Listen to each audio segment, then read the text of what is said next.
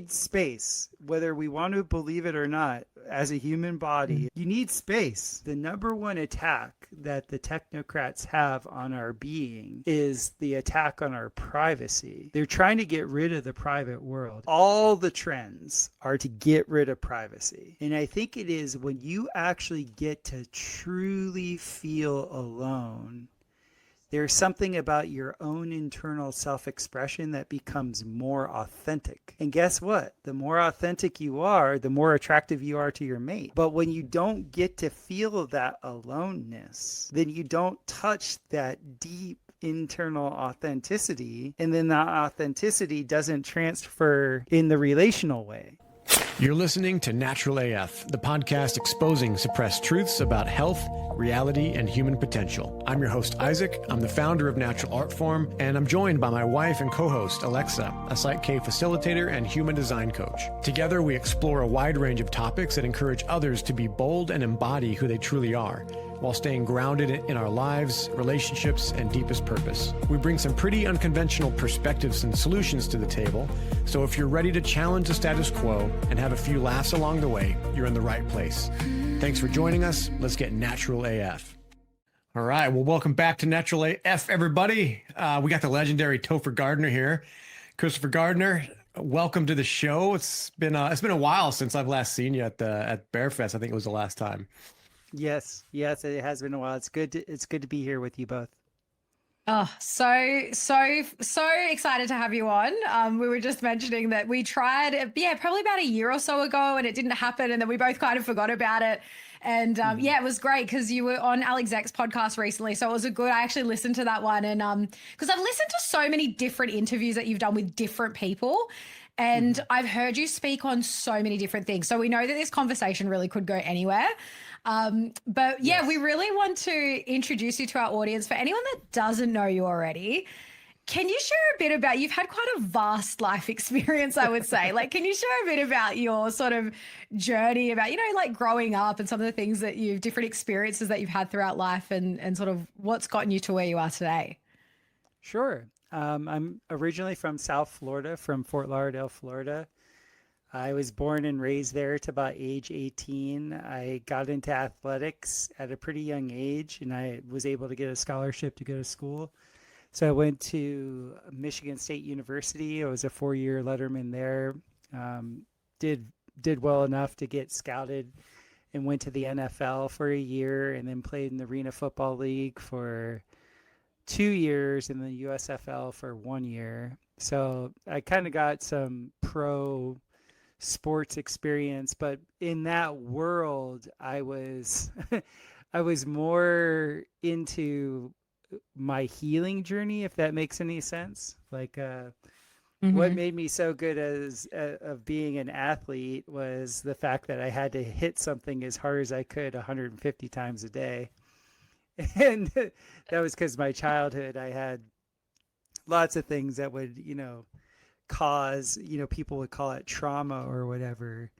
I got to have a cathartic release in the sports that I played. And so as I was leaving college and then starting into the pro side of things, I got exposed to really good body work. I got exposed to incredible, like just the best different modalities for healing your body naturally as possible. So I got into teaching hot yoga.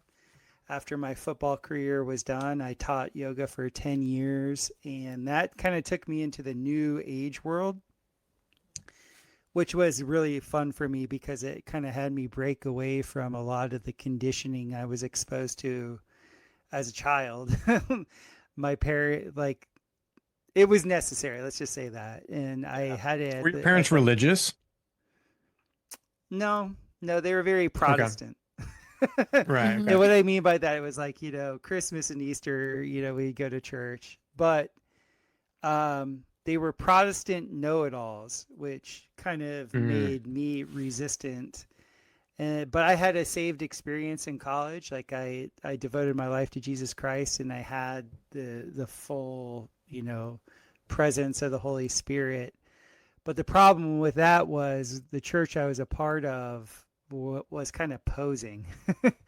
Like, as you guys, because you've like listened to me and on quite a few interviews, I kind of go deep into the things that I'm into. And Yeah. when people don't match those standards, I get really dejected and pissed off.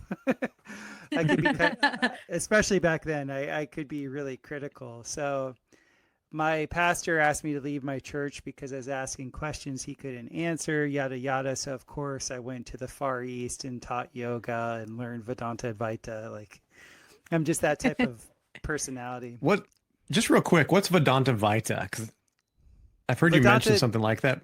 That's the Sanskrit for the path of non-duality. So it's the core essence of all Eastern philosophy, which in a way I don't really agree with at all. And, we could get into a philosophical discussion, but the easiest way to think of it is Eastern religion.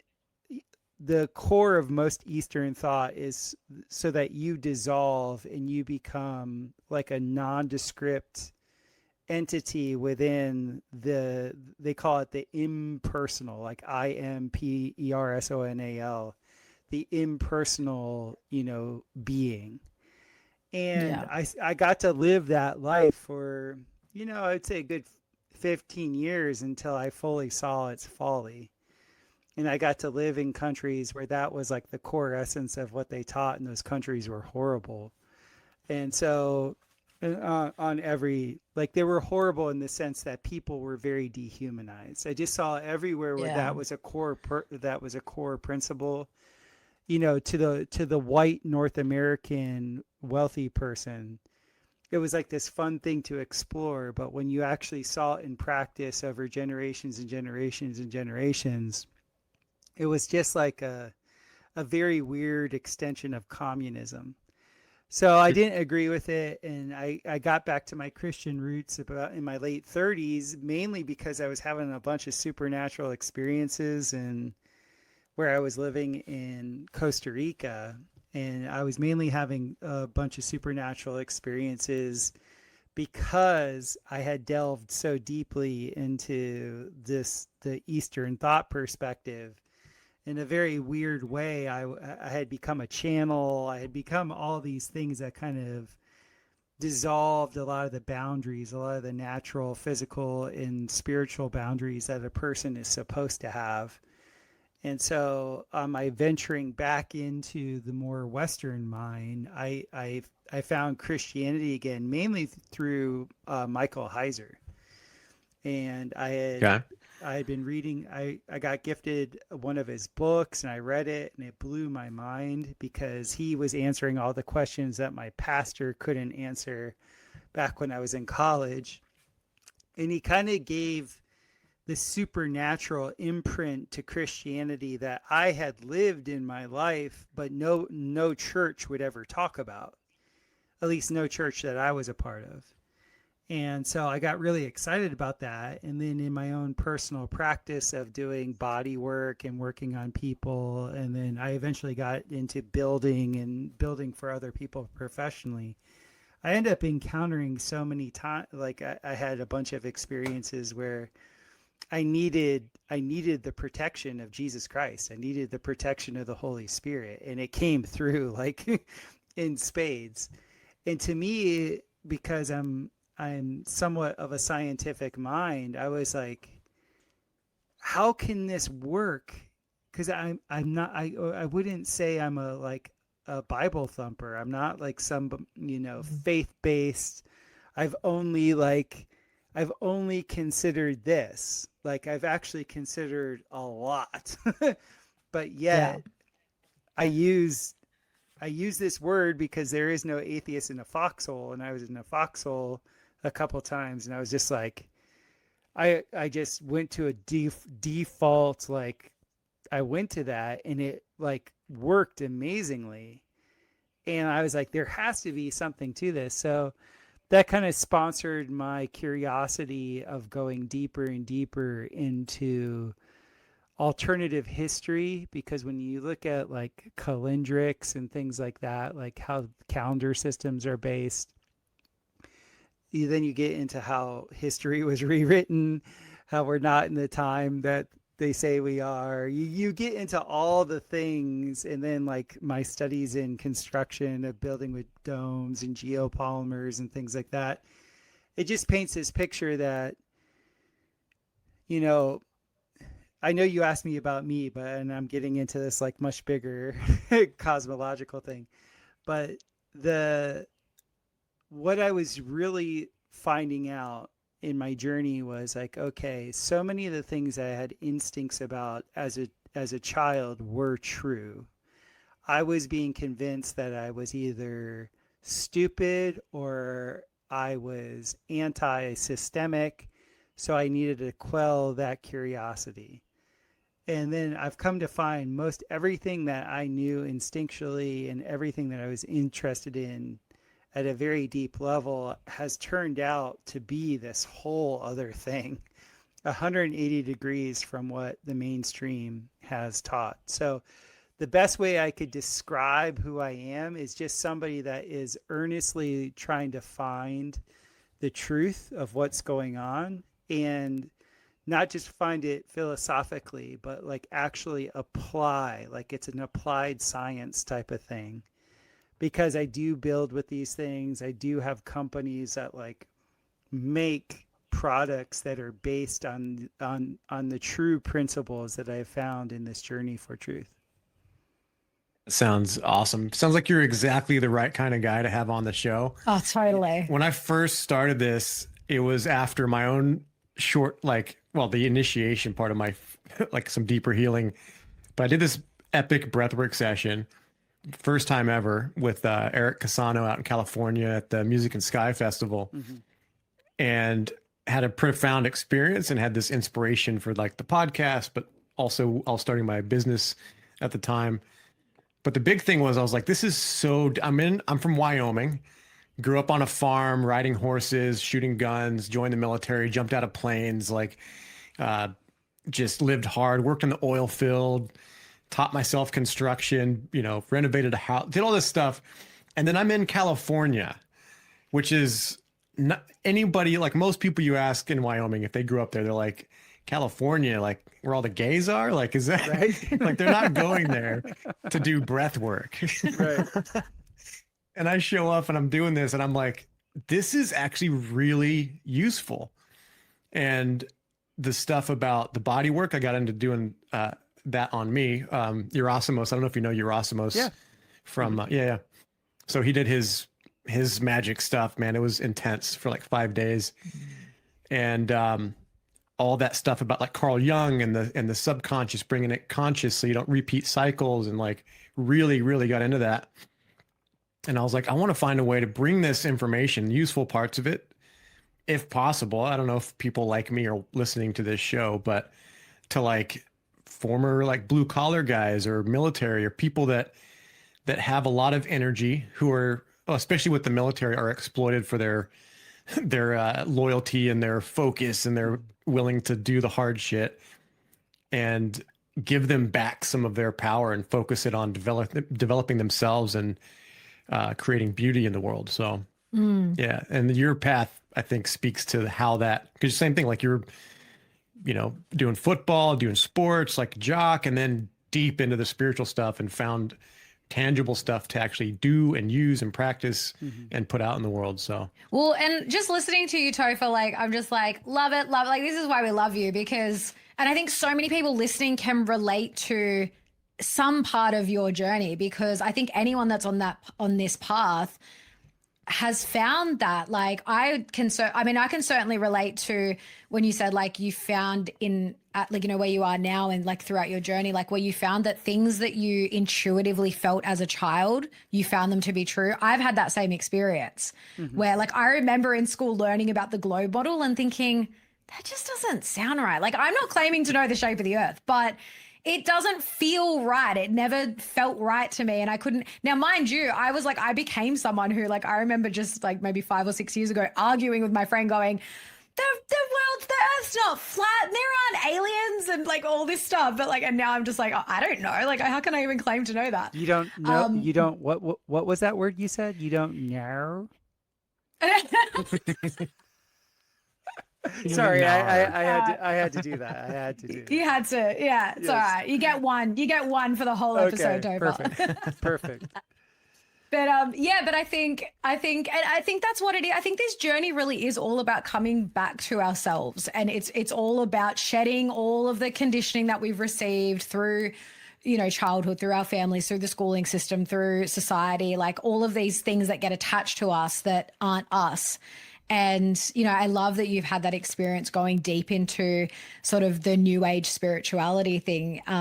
And you've come out of it and been like, well, what can I actually practically apply to life? Because I think so many people get stuck like to that point specifically. And I'd love to hear you speak more to this because, yeah, this whole idea of oneness and we're all one, and like you've actually experienced where people fully believe that and like give away their, power and their individuality, how it's quite detrimental. Because Isaac always, we had this conversation recently. Actually, we've spoken about it a few times on the podcast where Isaac's like, I don't like this we're all one stuff. And I'm like, well, there's oneness that is carried throughout all of us just by way of where we come from, but we're all individuals or like nodes in a network. But yeah, I'd love for you to speak more to that. And also like if you also experience these people in these spiritual communities that, because in my experience, the people that outwardly present themselves to be very spiritual and do all the things, they're some of the worst people I know, honestly. Yeah. Like they just don't practice what they preach. And it's that whole thing, like what you're saying, they don't actually put it into practice in their everyday life. Yeah. Yeah, you'll have the zealots and they're usually really fresh to whatever they're believing.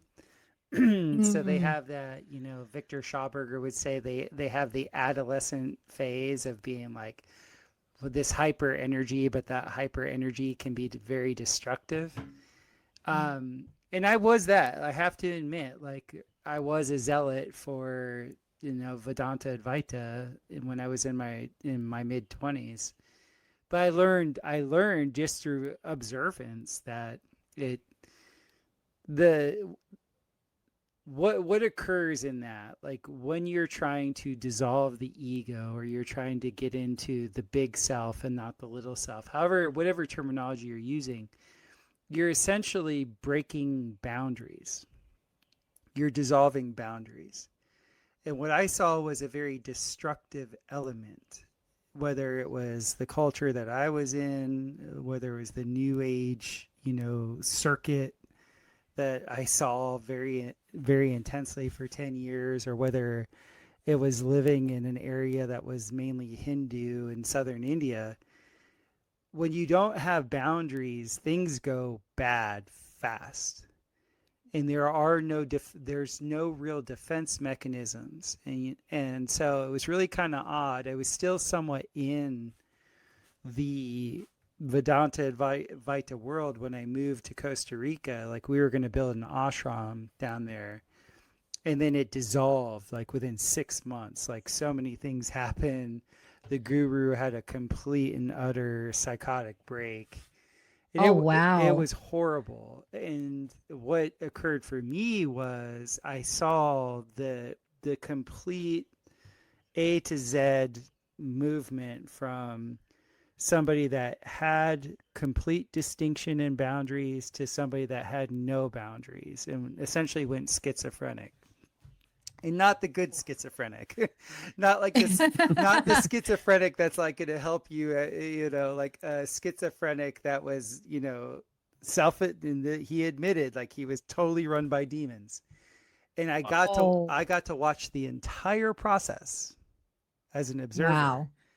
And it was all this whole thing with the Vedanta Advaita is that whatever your internal whatever you're actually processing, and you always get into this solipsistic loop of who is thinking this, who is feeling this, who is doing that, and then you ask, who am I? Well, what that inadvertently does is it takes your attention away from its full spectrum of being aware of its periphery and its internal aspect, and it makes it solely internal. So you end up in this solipsistic loop where you think you're God. you get to this thing where it's all I. And that breaks a person down to where they have no boundaries. And so it was very odd for me because I was watching the progression in my own consciousness for years. I was like, oh, I got really good at channeling. I got really good at doing all these things that were giving me egoic validation. But was I getting better as a being? No, I wasn't. I was not getting better as a being. And when the ashram was starting to dissolve, the guru tried to make me the guru. And I was like, I'm not enlightened. Like, I know I'm not enlightened. Like, I know I have a lot of work to do.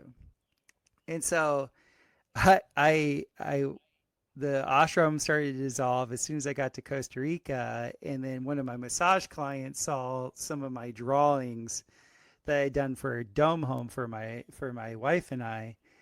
And he's like, that's exactly what I want. And I'm like, great. If you want me to build that, you have to send me to school because I don't know how to build it. And he's like, okay. And he did. Like, he sent me to school. I learned how to build with that process. And then I built him that home. And it was so cool because my dome building mentor, my first one, he was an Iranian man. And he got me into reading Rumi and all these things. And what was so beautiful about the culture that he was exposing me to was that they had this saying, you know, we have the saying in the United States, good fences make good neighbors. Well, in Persia, they had a saying that was very similar to that, like, good walls make an excellent courtyard. And like the courtyard is where the family held its feast. It was like that, this is the way. And I was just like, I was in love with this. And it was all about boundaries. And like, when you establish a good boundary, people know exactly where you stand and where they stand. And in a way, it allows people to relax because there's not this semi-permeability thing where, you know, you don't know where you begin and they end, and vice versa, and agreements are very, very clear. And I just saw the beauty in it. And then when I started getting back into Michael Heiser, it was just so brilliant because that, like, the Christian ethos, which is monotheism, it's not monism. It was like, no, God created you. You're a created entity. He wants to have an individual relationship with you as your specific being. That's the exact opposite of monism, where the individuality of what you are is null and void. You should wipe that away, and you should just become a communistic cog that just runs in a machine, and you do what we say because your life doesn't matter anyway. Like, they couldn't be further away from each other. And so what I was seeing in my community that I lived in, where, you know, essentially the new age belief system was like running the show, all relationships were ending, things were a mess, people were trying every witch's brew that you could imagine, and they would be doing it for years and years and years, and nobody's getting better. I mean, I watched it for 10 years, like, you know, I was like in it, and I was like, cool. And like, this person's life is a wreck. This person's life is a wreck. Long-term benefits, maybe. I just saw the people that had internal discipline and had a love for God and a jurisdiction for God anyway, their life is going to be good. The people that were externalizing authority into something else, the people that were always like trying to act, as you put it, as, you know, hyper spiritual or whatever, their lives turned to shit. So, or there was like, they would be run by, you know, all different types of other energies, right? So, yeah. And then all the years of doing body work that I was doing, it was just like, I really had like this incredible test sample of seeing, because I worked so many retreats. Like, I probably worked 10 to 12 retreats a year, along with my private, what we call it, my private client list. And my goodness, like Yeah, you must have seen some shit. it was just so apparent. If you externalize authority, no matter who you are, no matter what genetics you've been given, no matter where you are in the economic train, if you're externalizing authority, you're going to be run through the meat grinder. If you're internalizing authority and you've determined your jurisdiction with your creator, yeah, you're going to go through some stuff, but man, you have this Holy Spirit. You have this like this incredible, you literally have like the most loving parental, I'm just simplifying the statement, but you have the most loving and understanding parental energy that's just helping you achieve your pinnacle, helping you get to your best expression that you could be, which is individuated, which does have boundaries. So Yeah. Right. yeah, so that's what I've seen. I love that. No, that's really good. I'm glad you said that. It's that'll settle a lot of arguments in the future. No, I'm just kidding. No, I get. Clarify. I would argue to say we're all one, but I understand. Yeah, like because what you're talking about, Topher, is the extreme of that, where everyone's like, we're all one. Yeah, we no have no boundaries. individuality. Yeah. We have no like we But can't we're not express all our one. individuality. So this is the thing, and I've had this philosophical conversation now for 25 years of my life. At the point where we are all one, we're not in physical existence. Yeah, exactly. Yeah. As you and I are speaking right now, that is an absolute lie of a statement. Yeah. Because we are not one. Yeah. You are individuated. Like I actually think God made the earth so that we can experience boundaries. Yeah. And I think the inversion that has been put out there, I'm pretty certain about it. I shouldn't even say I think. The inversion that's been created is, oh, we're going to lie about the end of the race where the body, you post haste, you post body, you post like your re-entrance into God's one. So where I go with people that want to make these, assertions that like they're here because of their soul contracts and they made the choice and all this, I'm like, okay, first of all, you don't have all the information. Second of all, you don't know what's best for you. God knows what's best for you.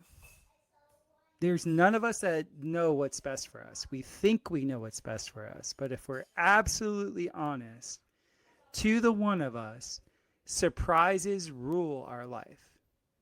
It's always the thing you didn't see coming that has the biggest impact on your everyday mundane thing. So you don't know everything, and surprises rule your life. Well, guess what, y'all? That means you have to humble yourself to God. Because if you don't have all the information, like how many New Agers did I meet in my life that were like, oh, I was going to meet Theo then, and we were going to have 9 years of a monogamous relationship. And then we were going to, consciously break up and with our moon child. No, shut up. You're just justifying. Yeah. It's a justification. That is not true. You don't know what's happening. And the people that think that they know, they're lying. They're lying to themselves, and they're creating a justification loop. And it was the same thing that I saw in the deepest, quote unquote, spiritual people in Vedanta Advaita. They would always create a circular logic loop where they could reprove something that nobody else could ever argue about. Nobody else could ever challenge them about because it was an internal thing. Get out of here. Incorrect. Surprises, the outlier events of our life really shape where we're at. None of us saw, COVID happening. None of us saw 9/11 happening. Even if you had intel that stuff was going to happen, you had no idea how that was going to shape your life. None of us did. And how many How many clients have I seen where there was a surprise pregnancy or a surprise death or an inheritance or like all these different things? Like, let's be honest. Let go of the reins a little bit and just be honest and look at life. Life is molding you. You're not molding life. God has the reins in this. And like, geez, the arrogance that the new age crowd has on things, like at least the new age crowd that I was exposed to in South Florida and Costa Rica was just like, everybody was posturing. I mean, it was all a posture. It was like, oh, look at me and my, oh gosh, like. I know, we live in it, man. We were up in the Byron region, and it's very interesting. It's a lot of that is exemplified, and you've got the spectrum of other things going on, including like I mean, the entity stuff. It's very magical though. But I'm like, yeah, I see what you're saying. What do you think about the co-creation idea, manifesting and all that? Like, to what extent is it real, and to what extent is it like us trying to blow ourselves up? Well, certain people there is co-creation, but there's different amplitudes. So I love the movie The Nines. I always recommend it to people. It's sort of a campy B movie. It's a Ryan Reynolds movie, like from 20 years ago. Is it called The Nines? The Nines, yeah. Okay, yeah, I have to watch that one. And the whole premise of the movie is your nines really like kind of mold things. Your eights can kind of mold their environment. The sevens, here and there, and sixes, not really at all, right? And that's a really good example. And that's been a real, like, I've seen that in life. Like I know people have different capability. It's just like, there's different physiologies. It's the same thing in the spirit world. Like there's just different capacities. We're not all wired the same. And that's why when you get into monistic thought, you get people making huge generalizations and assertions like, oh, everybody can astral travel. Oh, everybody can do this. And it's utterly false.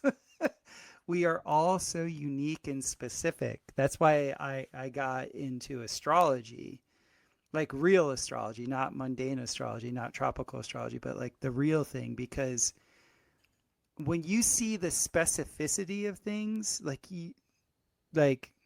yes, some people can mold their environment at certain times in their life. At other times they can't. And some people have greater capacities during greater, durations. But like I'm a pretty big stickler on trying to like be very particular with making descriptions, because there is no like general swath, because you'll have people.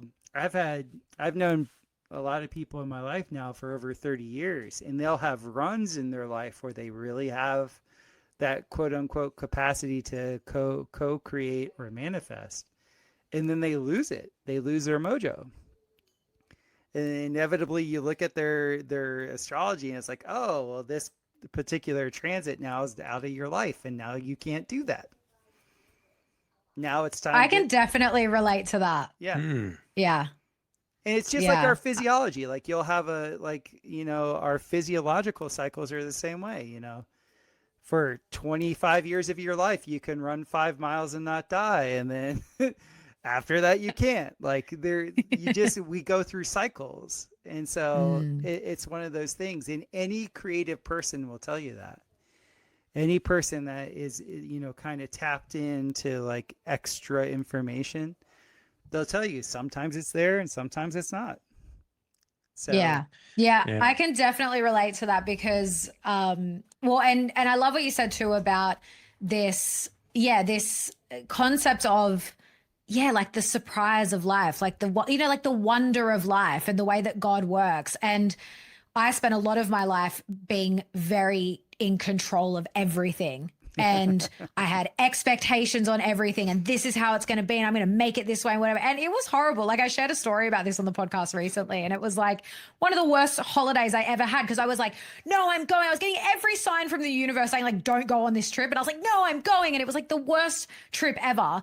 And that was a huge lesson for me to learn that, where I was just like, I got to like let go a bit. And it's like, as you were speaking about that, it's like, for me, it's the surrender. It's that surrender to God. It's the surrender to universe. It's surrender to receive what is meant for you, instead of trying to force it, or like you said, like thinking, you know, the best thing for you. And I think that's a big part of manifestation too, is like, yes, you kind of got to focus on what you want, but I would argue that the biggest part about it is letting it go, it go, and allowing yourself to be surprised with what comes back and the way it shows up in your life. Yeah. Yeah. That's what we're trying to teach our daughter, is to have more of a process orientation than a results orientation. So like, that's something like, enjoy practice. Like, enjoy the little things, and enjoy the journey. You know, the destination is sort of anticlimactic with everything.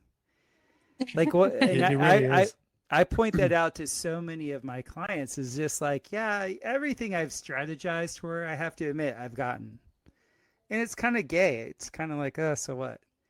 But all the things I never saw coming are amazing. Yeah. And my life is like better for it. And I could never have guessed it. Like, I just did an interview before this one, and it was just like, if you would have told me 10 years ago I'd be living in southern Missouri, I would have laughed you out of the room. I would have said, you're nuts. I don't know how that all happens. But now I'm living my best life here, and it just like, God's like, here, go there. That's what you have to do now. Go. Where I'll be in 10 years, I would love to be here, but I'm now have enough, like, you know, miles on the odometer to know, like, I'm not even going to try and predict what's going to happen. I'm just going to enjoy it. I'm going to enjoy the process. I'm going to really just ride the wave and just see where it takes me. Yeah. That's so funny. That's just like, I think it's the best way to live life too. Because again, being on the other side of like not living like that and like living like that now, it's like, it's so much more enjoyable. And I think, you know, even when you have, like, it's funny because, you know, when I met Isaac and, you know, we're now married, like, so many of my friends said, oh my God, you got the American man you always wanted. And I'm like, I forgot that I even used to say that like all the time. Like, I want an American man. And so I was like, even like, yeah, I wanted it, but like I actually forgot. And that's where the magic is. It's like, I forgot that I even wanted that. And it's exactly what came and what was meant for me. And yeah, there's so much more fulfillment that comes out of that. Yes. Yeah. I was just thinking how funny it is. Like, well, ending up here in Australia, it's so different. Like, I'm a big fan of guns. And like, I used to joke, well, especially I heard about you talking to Owen about meditation and how men should meditate like by working. And I used to joke, like when I would go and train pistols and rifles, I would be by myself totally, but it was like my meditation. I'd be out there for hours shooting one shot at a time, being aware of every sensation of the rifle or the gun, the squeeze, the breath, all this stuff, totally mind, body, spirit connection to the point where I could even a couple times, not very often, could hit something like keyhole a bullet shot, like put one bullet into a hole, send another bullet right through the hole without looking so much at it, but feeling it. That happened awesome. A couple times. That's awesome. And I was like, that is next level. And then I'm just like, you know, everything else is like just a crapshoot. It's like, I was gonna say, and then you try and do it again and you can't. No. Yeah, exactly. When you're trying to do it, but it's just these little surprises. Like, you're right. And it's like, I didn't go from there being like, I am now a Jedi. I can shoot with my mind. It's not like that. I'm just like, what the fuck happened? And then life gives you these other surprises. And then all of a sudden I'm in Australia, no guns allowed. Can't even buy a slingshot. Oh my God. You can't buy a slingshot without a license. That hurts. I didn't even know. I didn't even know that was a thing until Isaac moved here. That hurts. But I'm just like, I'm living my best life, but I'm like, it's very different from some of my values. But I'm like, if again, I don't think I exactly manifested this, but I did write down some specific details about the kind of woman I wanted in my life and the kind of landscape and terrain that I wanted to quote unquote retire in. And this is exactly it. Like, it's a forest near the beach. I don't think I put down an Australian woman, but she definitely, ticks a lot of the boxes. But so as far as like asking God and asking, some people say asking the universe, I think it's important to specify who in the universe you're asking, and then letting go and then seeing if you get that. It's like, yeah. The whole Santa Claus thing wasn't entirely a lie. It was just, like a Christmas list. And I've done that. Like, I've done like whatever they call those manifestation boards. We didn't call it that when I was a kid. Mm-hmm. And like, I remember I was 13 years old, and I read this popular science magazine about the Porsche 959, and that was the fastest car in the world. And this article broke down all the ways that it could go 220 miles per hour, and it was just it was the pinnacle of technology, and I loved it. I was like, and so I put it on this board, and I had all these other things. I just happened to go to this prep school where this really beautiful blonde girl from South Africa ends up going to this prep school that I'm at. Well, her father and her grandfather invented the creepy crawly pool system that cleans pools. So they were mega wealthy. And so I liked this girl, I was of that age. I was really like, starting to put my best foot forward. And I would walk her out to her dad's car every time, it was the end of school.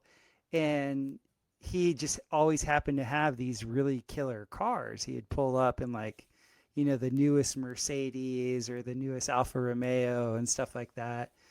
And so I would talk to him about his cars, and he really appreciated the fact that I was a gentleman with his daughter and I loved cars. Would you not know that that man was the first man to import a Porsche 959 into the United States illegally? He brought it in on a container. He bought it, had it shipped to South Africa, and then in a South African container, he had it shipped to South Florida with all of his creepy crawly pool systems. He was driving it around in South Florida without a license. It took him like a year and a half to get like all the import duties and get it legal. But what are the chances of little 13-year-old me in the entire world getting to sit in a Porsche 959, the only one in the United States, via a South African that I was badgering him about his daughter, Vanessa? That's so wild, man. And then he took me because I knew more about the car than he did. And I was like, oh my God. And I was like, duh. And I was like, the StabiliTrak 4-wheel drive, and I was just like, and he loved the fact that I loved the car so much. He took me to, I think it was Homestead, it was the Homestead racetrack. And so I think I had just turned 14. It was near the end of my 8th grade year.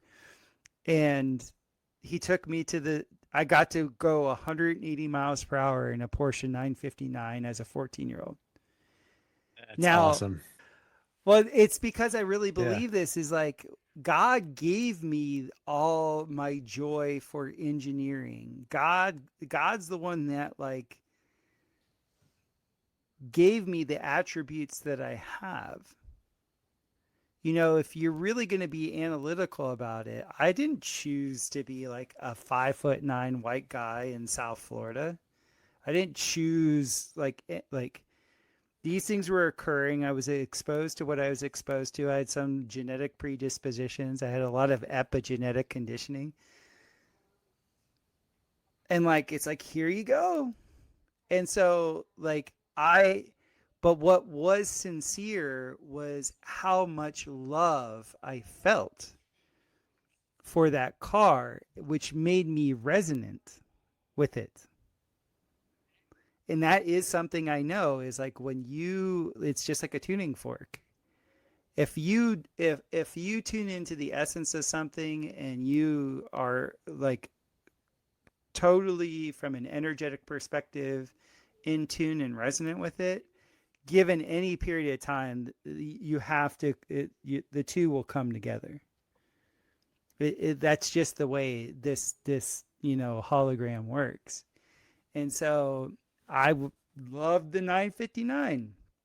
I read everything I could on it, and you know, did I make that within me? No, but my love for it was earnest. And so when you wrote down, Isaac, like what you wanted, your love for it was earnest and it made you resonate with it, right? So you didn't create it. It just made it within your experiential realm. Yeah, Tuning forks, ding. exactly. And when I was ready for it too, because there was a path between then and now. And yeah, like it was bumpy, but it was also like God was like, all right. And you can look at the astrology as well with it, but like it's like time's catching up, like you need to shift into this next phase of your life. And we've got some things to dust off before you get you there. So crash course this year is going to be a hard one. Yeah. And then I went through like at the beginning of 2023, that's when I put down my mom's horse, really my oldest brother's horse. He won her in a some kind of 4-H competition or something, like a raffle or something. He won this amazing Arabian like mare, and she gave birth to another horse that we had for a while, and she was with us 33 years. I put her down when she was 33 years old. Wow. Like human years. I don't know how many horse years that is, like 90. Mm-hmm. And then from there it was like the death of something, the beginning of something else, and then yeah, I don't know. When I mention that around certain people, they can still see the horse with me. Like the spirit and I are connected somehow. It's like, that's beautiful. yeah, But the point you just made about when it's showing up when you're ready, I think that's the biggest thing. And that's in the letting go, right? Because perfect example of that. Like, so since Isaac and I met, like he knew, the online community group that we met on, like I think my introductory message was like, I'm ready to meet a man and have babies. Like I was putting it all out there. And so, he knew from very early on, and we've always wanted to have kids together. And, I always thought that was going to happen before we got married. And I was so attached to it. But for the first couple of years that we were together and just like really wanted to get pregnant, I really would just want to have a baby, and it wasn't happening. And I'd be so disappointed like all the time about it. And it's only been in the last probably 6 months that I've been like, are we actually ready? Like if I actually sit and think like, am I actually ready for this? I'm like, no, the answer is actually no. And now I'm actually very grateful that it hasn't happened up until this point. And again, it's coming into that. And then since sort of coming to that realization, but also just coming more into the trust that I know it's going to happen for me. I have that knowing within me. There's no doubt in my mind, like, can I have kids? Is it going to have, it's like, there's none of that. And it's just coming into that full trust of the divine that it's going to happen, and it's going to happen at the right time. And that'll be like, I don't know when that's going to be, but I know it will be at the right time. Mm-hmm. That's wonderful space to be in. Yeah. It's fun when you get these glimpses of that clarity. And sometimes like I feel like you're pretty solid in that. Like it's pretty consistent. You don't have these ups and downs. And sometimes people can have these ups and downs of like, oh, I feel like I'm on purpose, especially as men. I feel like connecting to your purpose is super critical. And having some directed thing, but also being able to let go and allow the magic to happen. But if somebody feels like they're up and down, like I believe and I doubt and I believe and I doubt, what are some things that you find helpful to kind of like relax, let go, and then come back to center? Always motion for me.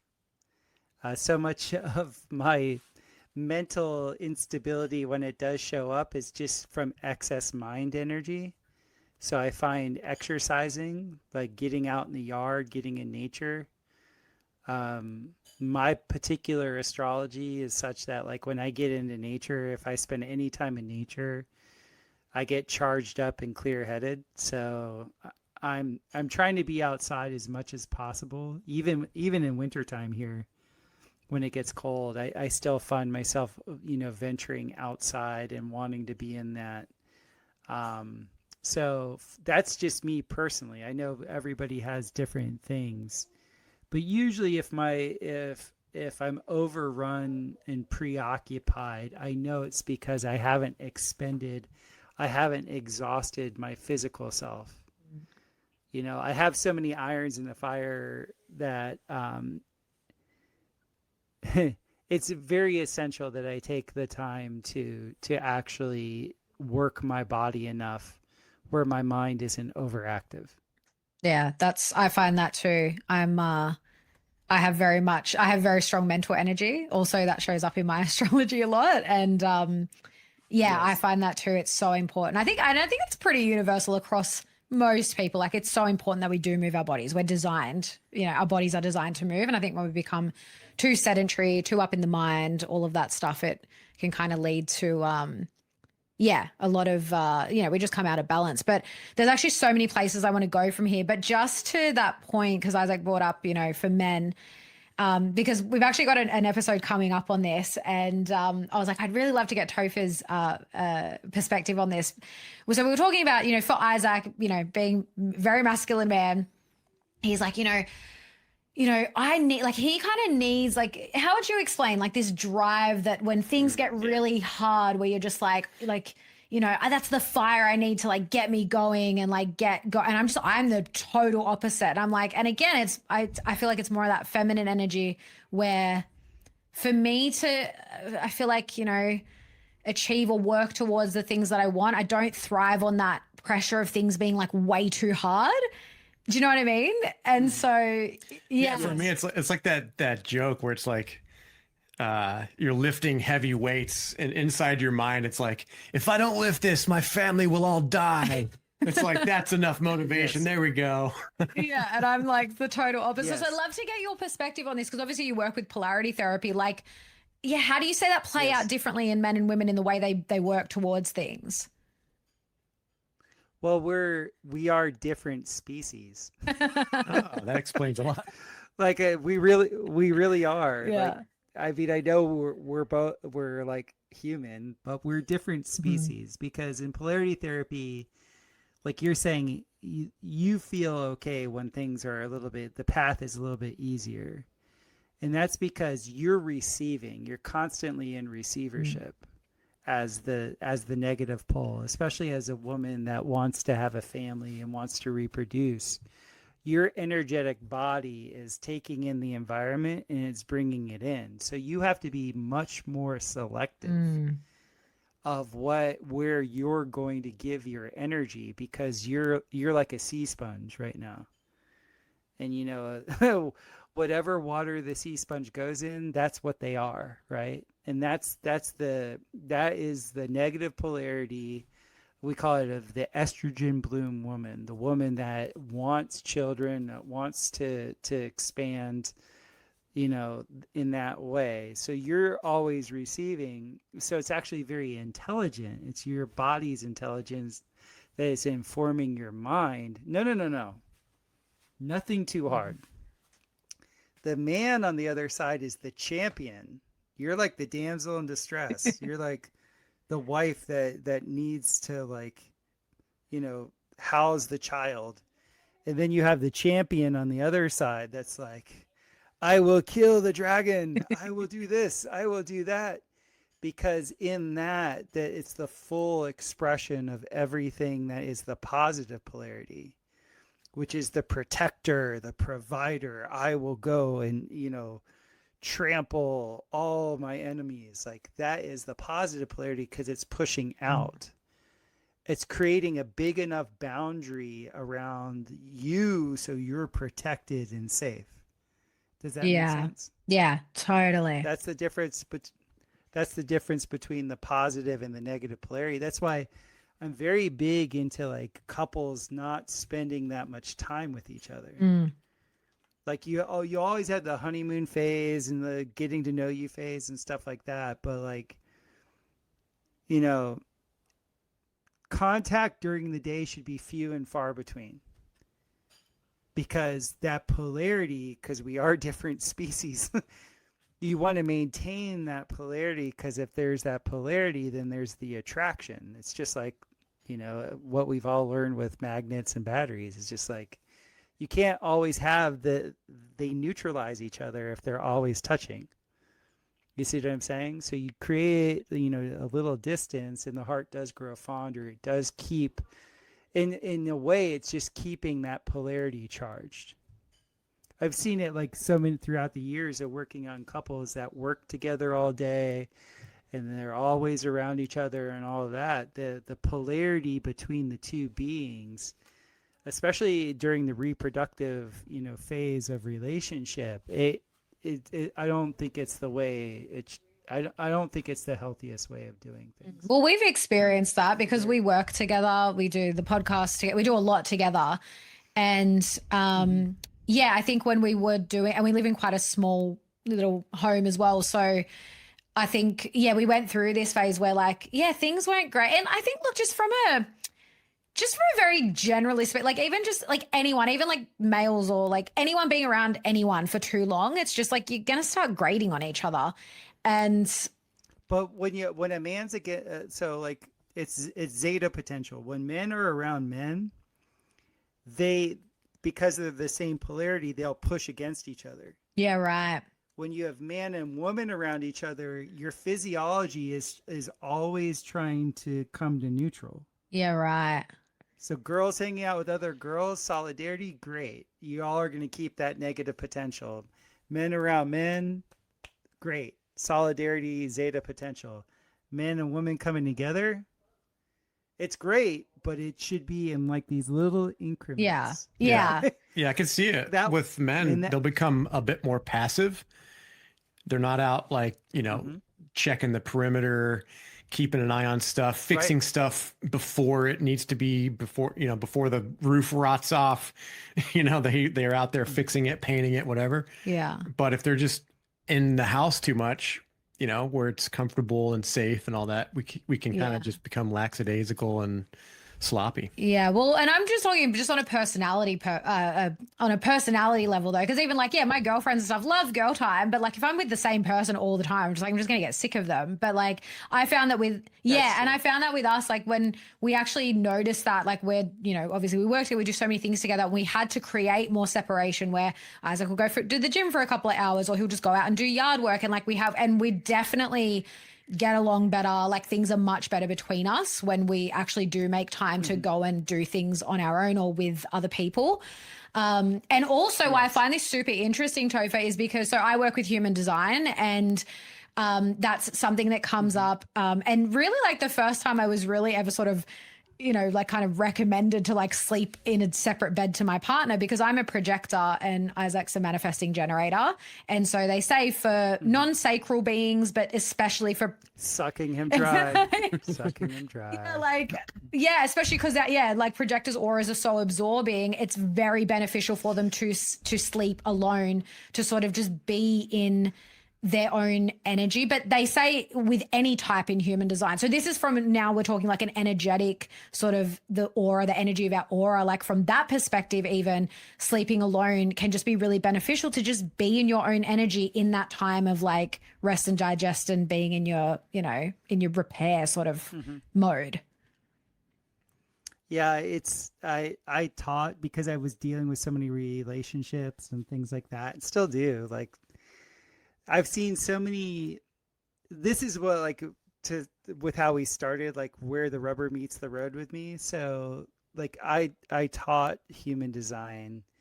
I know quite a bit about astrology. I got into all that because I was massaging people and inevitably working on their partners with them, and then seeing how the energetics combine and all the rest of it. And man, I got to tell you, I saw in the world of sustainable building, they kept telling people, oh, tiny homes, tiny homes, tiny homes, tiny homes. And I was like, worst idea ever. No. Why is that? Because who were they marketing it? Because they were marketing it to people like you. People that want to live off grid, want to live a little bit more simply and everything like that. No, you guys are the ones that actually need more boundaries, separation, more walls, to keep your polarity. Everybody I know that lives in a tiny home, they depolarize. You need space, whether we want to believe it or not, as a human body, especially like Isaac, as you, like this big strapping Wyoming dude, you as the Australian, outbacker, you need space.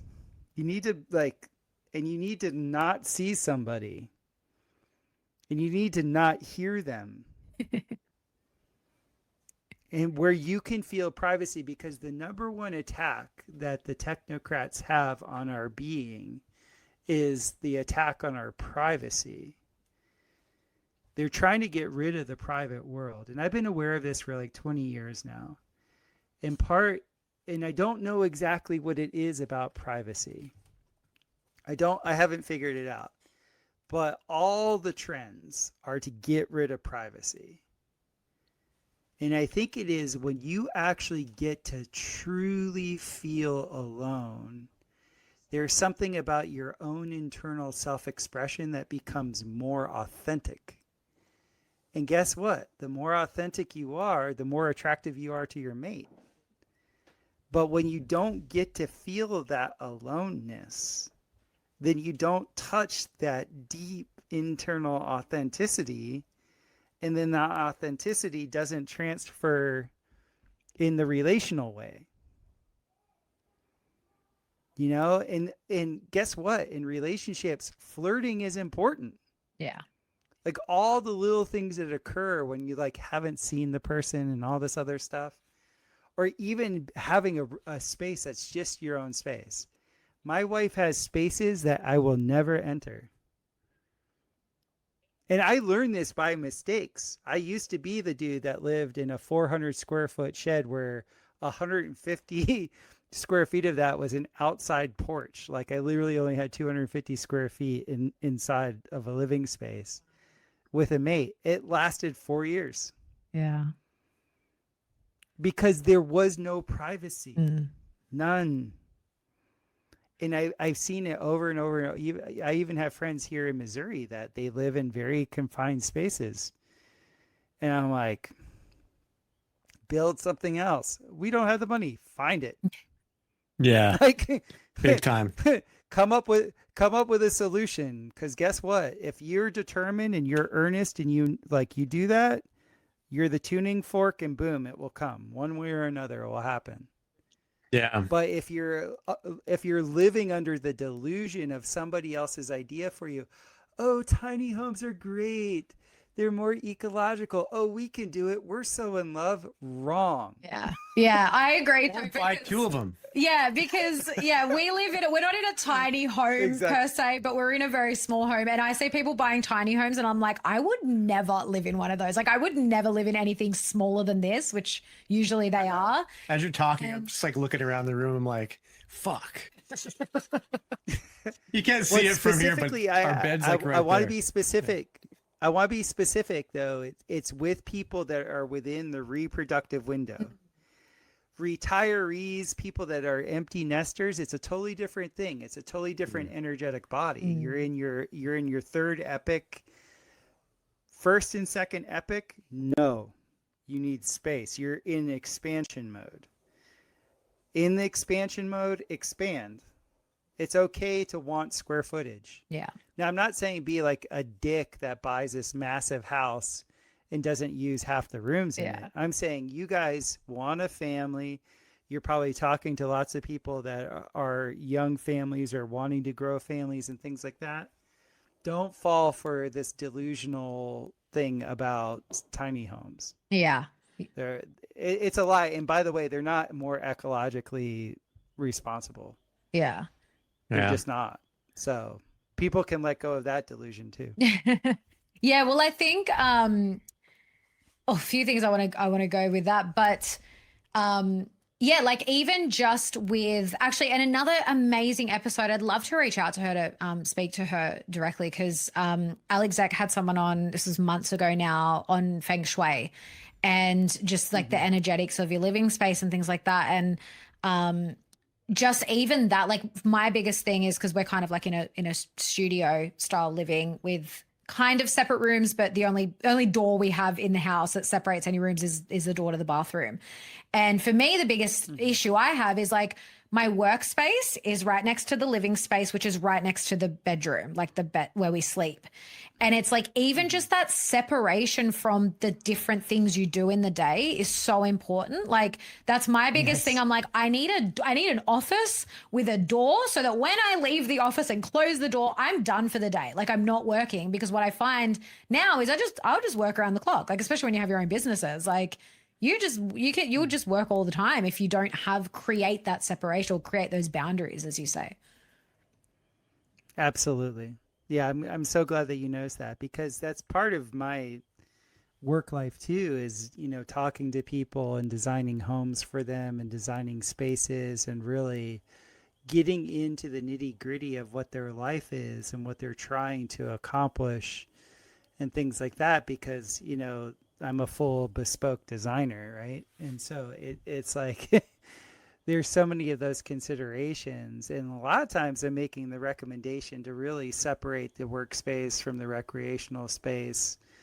There's so much intelligence to the way things were done in the past, and especially the way moneyed people did things in the past.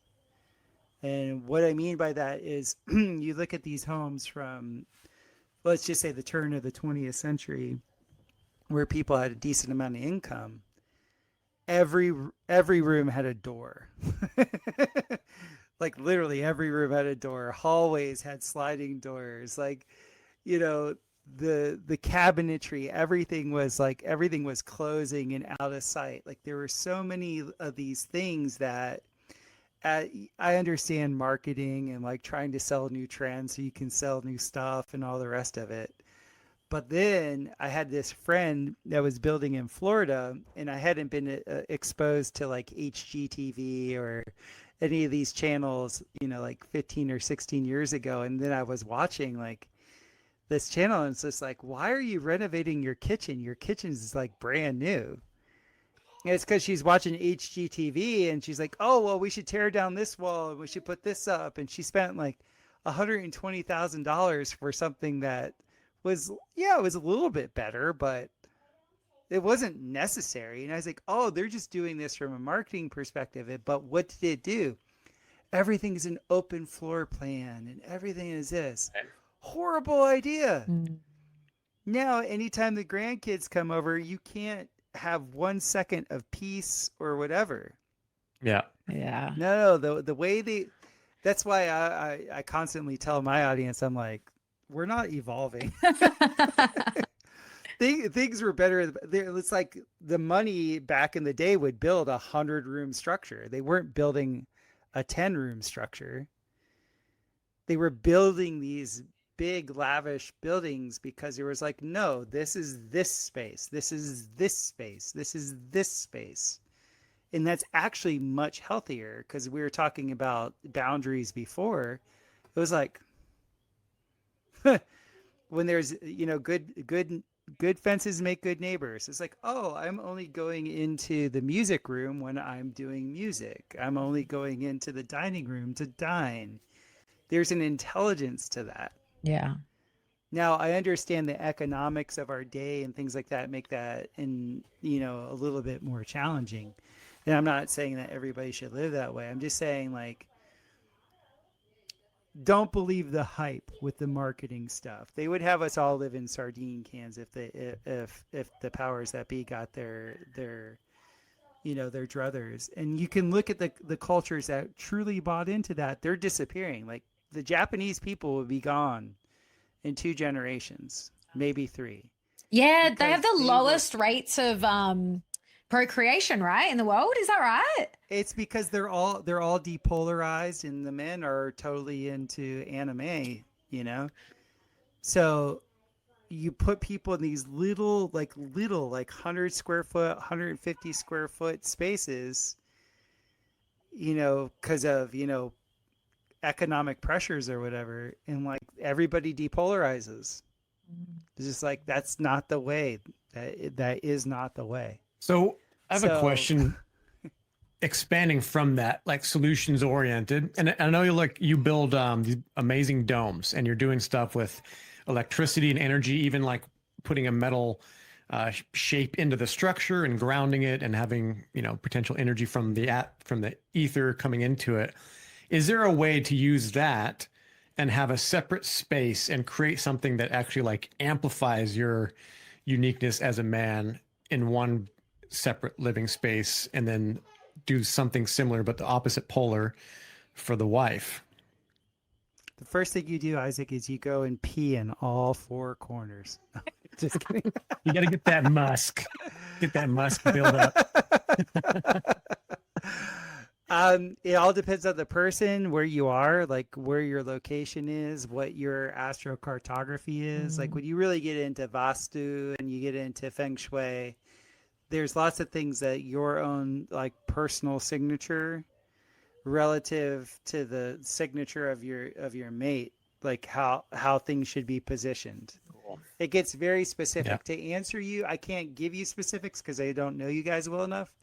But there is ways where you can completely delineate, whose side of the room you're on, that type of thing. Nice. And you can't do that in spaces that volumetrically are small. Like you don't need massive spaces for that. Yeah, I think. And then also. Yeah, no, go ahead. And then also having agreements, like one of the easiest ways to gain space is like, if one of you is a morning person and the other one of you is a evening person, like you're just very clear on it. You're not trying to infringe on that person's privacy time. You know what I'm saying? Yeah. And the other person's like you totally honor that person's physiology and what they need. And there's no resistance, and you're not trying to make them you or you them. Right. Yeah. And you give space that way. That's a huge thing. Yeah. Yeah. Because sometimes you're in partnerships where people are trying to make like little mini-me's, which is horrible. Totally. Yeah. And they're very codependent. And it's like, if you don't do this, then I'm upset. And trust me, I live that life too. Well, and I wanted to point out something for people as well to if there's anyone that's living in what, after hearing that, is like a non-ideal circumstance. So my last marriage, I had a massive house that I was renting in Wyoming. I had a handyman business. I had the whole downstairs to myself. I set up the podcast studio down there. My wife and I at the time had issues, and she was sleeping in a totally separate side of the house. I was sleeping in the master room. She had another room. There were like 2 or 3 bedrooms between us. And there was no pulling up that relationship. It was, potentially doomed from the start, but it was, I think, a wake up call for me, and a very clear mirror, which is amazing how relationships do that. They offer you a mirror of yourself, the good and the bad.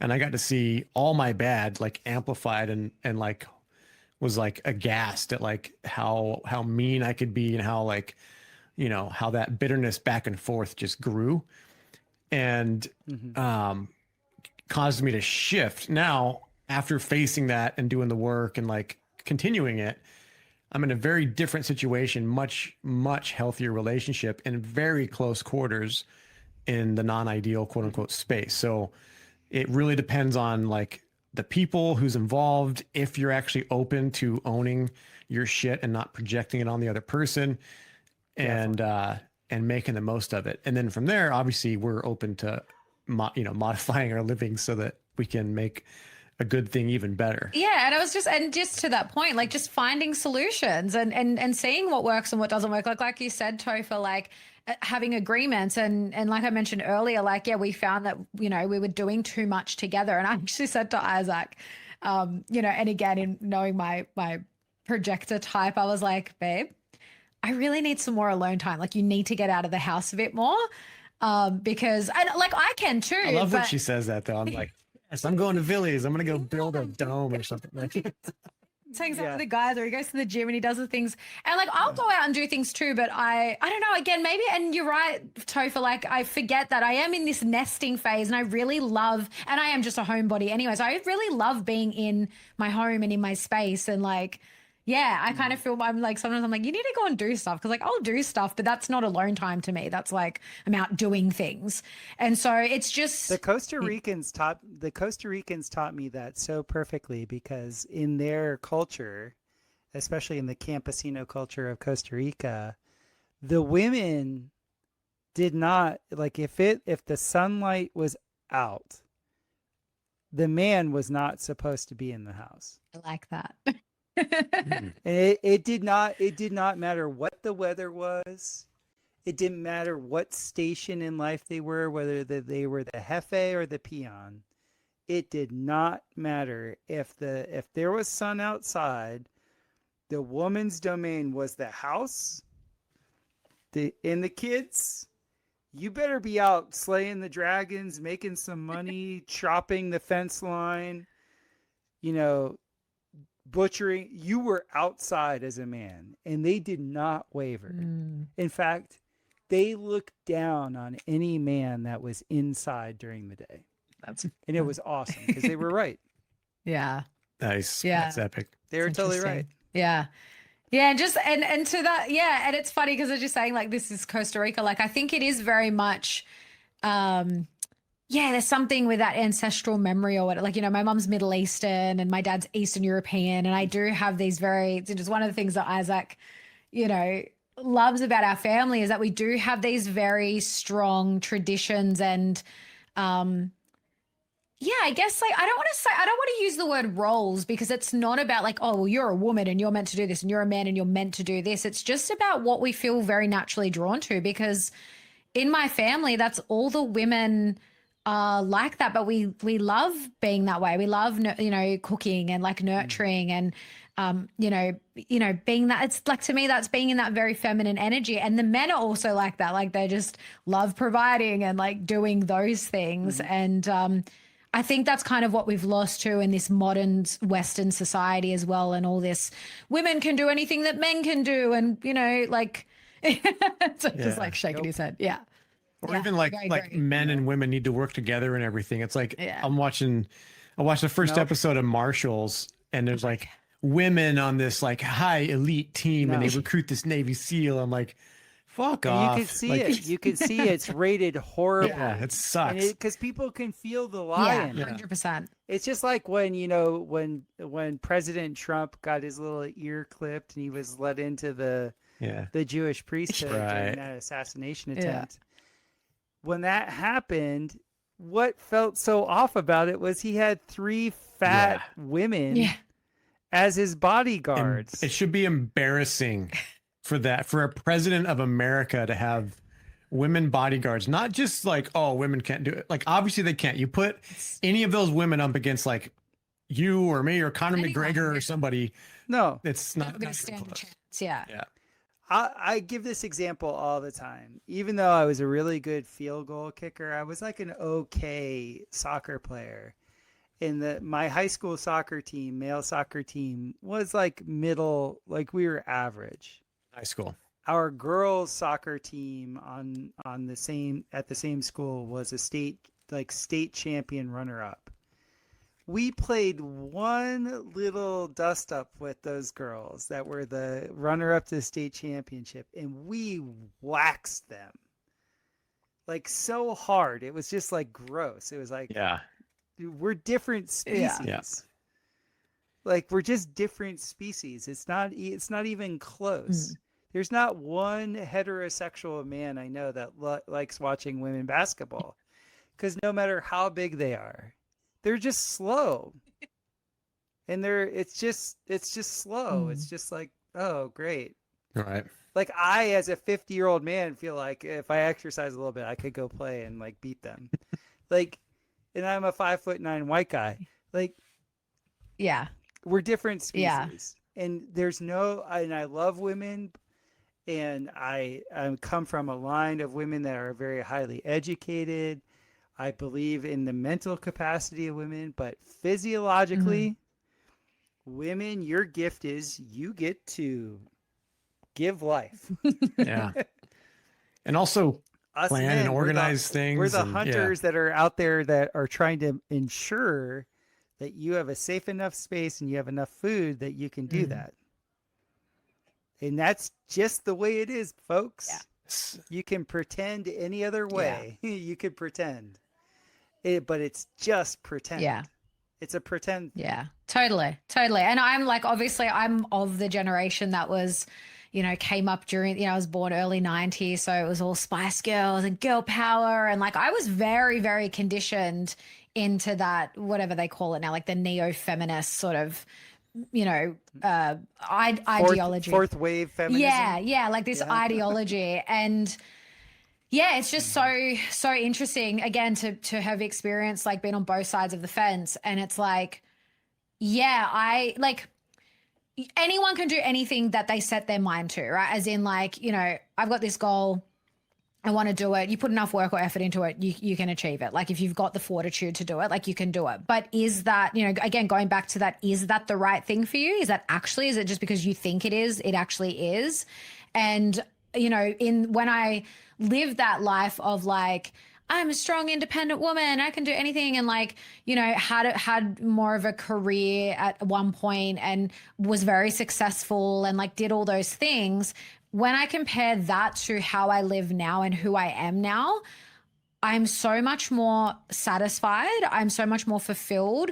I don't feel burnt out all the time and just exhausted all the time. Because it's exhausting, because what often happens is most women are, not homemakers as such, but they have kids, they raise the kids primarily and whatever. But then on top of that, they have a job and they have a career and they're just like doing everything and they're so burnt out. And unfortunately, I would say, and this is very like generalized, but men have also become more feminized, like that, what you're talking about with the polarity becoming neutralized, where men aren't these strong masculine men that are able to support these women. So it's the state of sort of relationships and modern living, as it were, is just an absolute mess now, the way I see it. Yeah, but it doesn't have to be. That's the good thing. Yeah. There's this great book that came out the last year. It was written by, I think, a Yale economist or something, and it was called Bullshit Jobs. And the reason why you have all these women that are going into male roles and men going into female roles, it was all designed just for busy work. Business is built on busy work, right? And the majority of jobs that are out there are not necessary. And AI and robotics and all this stuff is going to get rid of all the unnecessary jobs. That's what it's there to do. Like this economist, and I've known this. I knew this since high school, getting an internship with American Express. It was so obvious that the majority of the people that were working at American Express weren't needed. In the 90s. Wow. They could have automated all of it. I knew this in 1993. I was like, why do we have people working here making calls when nobody's home? Like, that makes no sense. We should have people here off hours making calls. And like my vice president was like, we know, come on, let me tell you what's going on. Like I was being chosen to be like a VP or a president, being like, look, this is the real deal. This is why we really do stuff. And I was being told this at age 17. The majority of jobs out there are not needed. Like, they're not real. And so women have been, like, through first, second, third, and fourth wave feminism, the first, second, third, and fourth gen feminism gave a sense of confidence to women that they were going to be something and someone out there in the workplace. But the thing that people don't understand is the workplace as we've known it since World War II is a completely artificial environment. It was only set up from a corporate structure perspective to promote needless jobs, things that aren't necessary. And I'm a C.S. Lewis guy. Like, he said, there's only one job, that's to be a mother. All other jobs are ancillary to that one. That is the truth. And every heterosexual man that I know that like really, really like is into their woman, the first thing that we ever do when we meet each other is we're talking about how we're going to provide and protect for our woman. That's what we talk about, other than busting each other's balls. The whole thing is like, oh yeah, she needed this, or I need to get this for the kids, or blah blah blah blah. And I remember when I first met my wife 10 years ago, I told her that, and she couldn't believe it because she was around a lot of essentially metrosexual men in an environment that was artificial. And I'm like, those aren't real men. They're in an artificial environment. Real men, and I can show you a bunch of them, that this is how we are. We want to provide for you. Because men, given to ourselves, we're so simple. We don't need anything. Literally, all of industry, all of it is because a guy's like, oh, she'll like that. She says she wants that. Oh, and we just do because that's literally our function. Yeah. And I'm not saying that from a codependent perspective, because I feel zero codependence in it. That's not being like some, pee-whipped guy that's just like, oh, I'm not talking about any of that. I'm just like literally like a primal function. Every father I know and I know I'm happy to say I'm one of the lucky people where I have a peer group of excellent men in my life.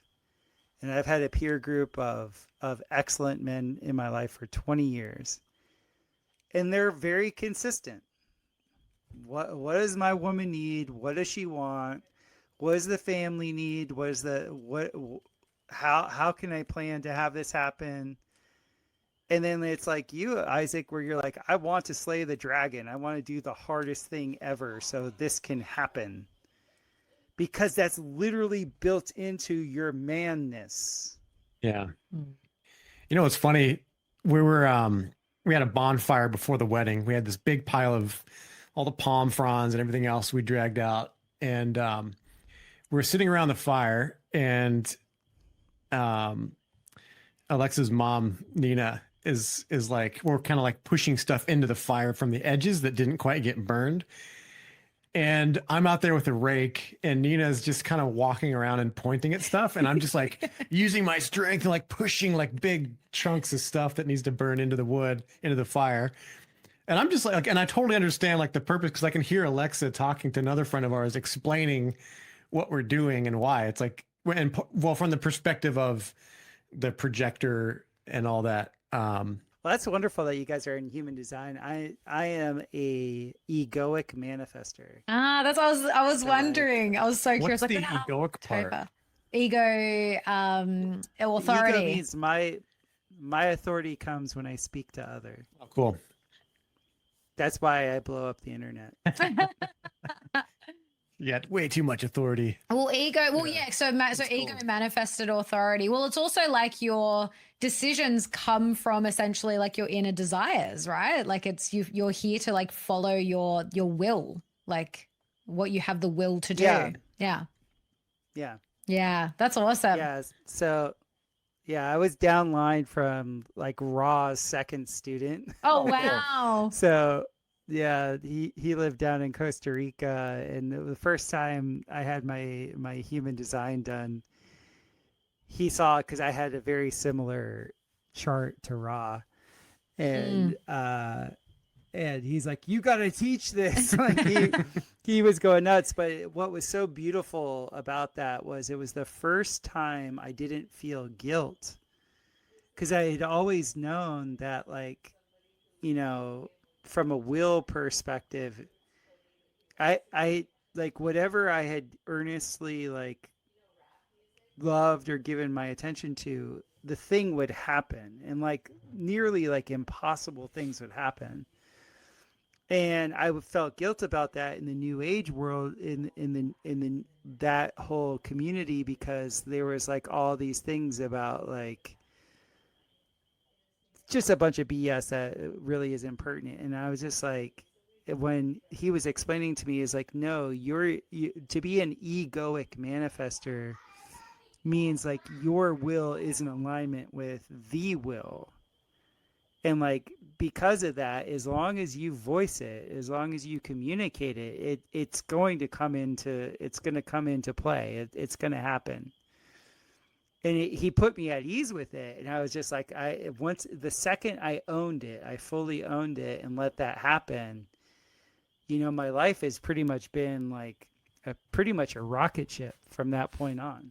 And I'm curious, Topher, so first of all, you're the first person I've ever met that has an ego authority. So I find that fascinating. And obviously manifestors, I've got a couple of manifestor friends, and yeah, very interesting energy. And I'm not surprised at all that you're a manifestor, but I'm curious, so when I've done readings for people before that, don't resonate with some of the qualities of manifestor. And it's also not surprising because I think of all of the types. I mean, we can all be conditioned out of our sort of our natural way of being, but especially for manifestors, because you guys are here to literally just like do your own thing. You're not here to ask for permission. It's just like get on board or get out of the way kind of energy. Like, did you ever feel like when you came to that, you know, having your human design reading your chart, like, did you struggle with that growing up at all, where you felt like you were very conditioned out of like just being able to do what you want, especially being with that ego authority, just like really sort of enacting your will and like doing exactly what you want? Or do you feel like you did get a little bit conditioned out of that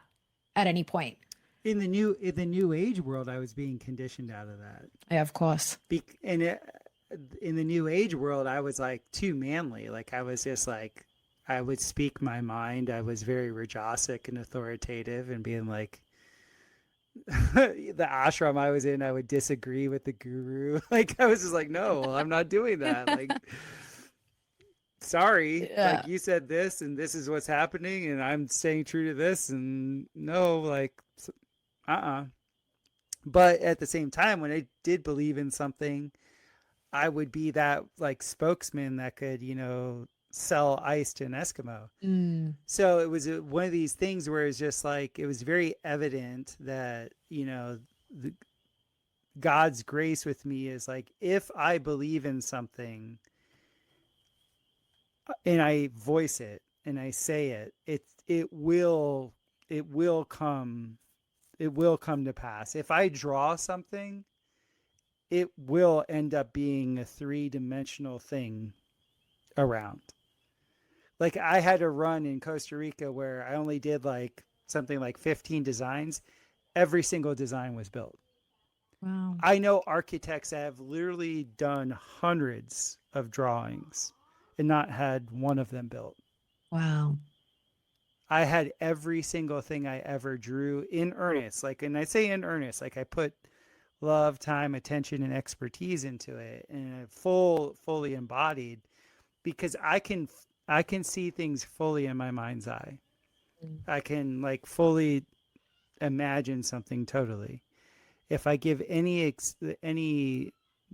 given amount of time into doing that, and when you're drawing, you're doing that. Right. It just it will happen. Like it does happen. Yeah, and that's so amazing. The egoic manifestor thing made sense of all that. And that totally. in a very weird way, that broke me out of the new age world.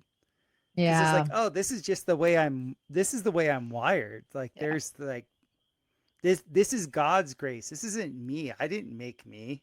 This is like literally like, this is your signature. This is your authority. Go. I'm like, all right. Yeah. Yeah. That's all I need to know. Yeah. That's what I love about human design. Cause like for the vast majority of people I read for, it's not things that they don't know about themselves already. It just kind of gives them the permission that sometimes they need to just be themselves, or just that like relief of like, oh, this is just who I am. Like I'm not, for me, you know, being a projector, and this is very common for projectors, is like when they, you know, find out their human design, it's like, oh, I'm not meant to keep up with everyone. Like I'm not meant to be, you know, constantly like doing and like have this massive output, and we just like work in a different way. And this is actually a perfect segue into, because I want to speak a bit more about cosmology, because I know this is huge for you. And I actually love before too, even when we were just talking about building spaces and like, you know, the way that things should kind of be set up. Like you said like, I can't really give you an answer because I don't know you guys well enough. And I love that because I'm the same when I work with people. It's like, I can't give, even I studied nutrition first. And when people ask me like nutrition questions, I'm like,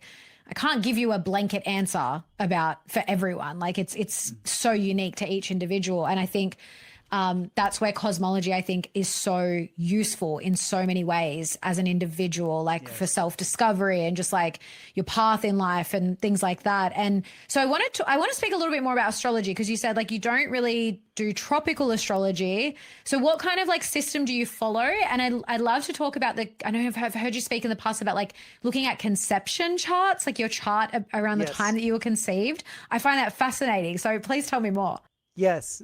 So the best way I do a form of, I guess you would call it, and by the way, I'm going to use a word that doesn't mean I am that. I just want everybody to understand. So I use a form of Rosicrucian true sidereal astrology. Right. So by Rosicrucian, it's just another way of saying alchemical true sidereal astrology.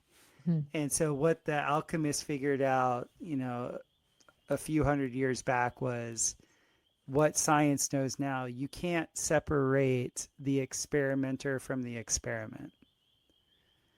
Like, you're the alchemist and then their experimentation had so much to do with the timing of that particular being at that particular time. We had already brought up earlier that we go through phases where we're invincible in one area of life and then it leaves because nothing in this life is like, there's never just a constant growth cycle. There's cycles in life, right? And so the alchemists were very well aware of this. So they tried to time their experiments, the alchemists that could actually do stuff. They tried to time their experiments relative to their chart, and they saw very simply that we have epochs in our life. And the first epoch of our life, which we would call our natal chart, that's when you're under conditioning.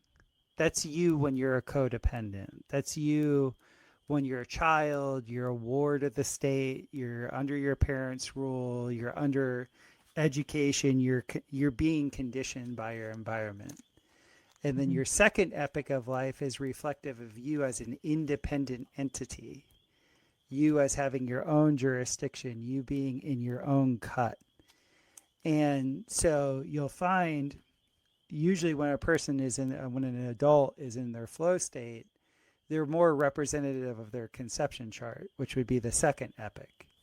Whereas people, when they're more under whatever the energetic pattern is that's reducing them into a dependence pattern or a codependence pattern, they're usually in their natal phase of the charting system.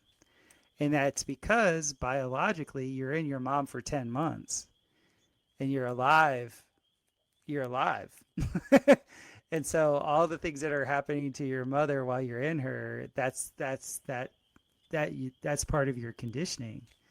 And then as you're growing as a little one and all the other things, like you're just naive, you're absorbing, you're learning and all that type of stuff. That's all a conditioning phase. And right around your first Saturn return, which is a 2.5 year transit, depending on who you are, that transit switches you from the dependent being to the independent being.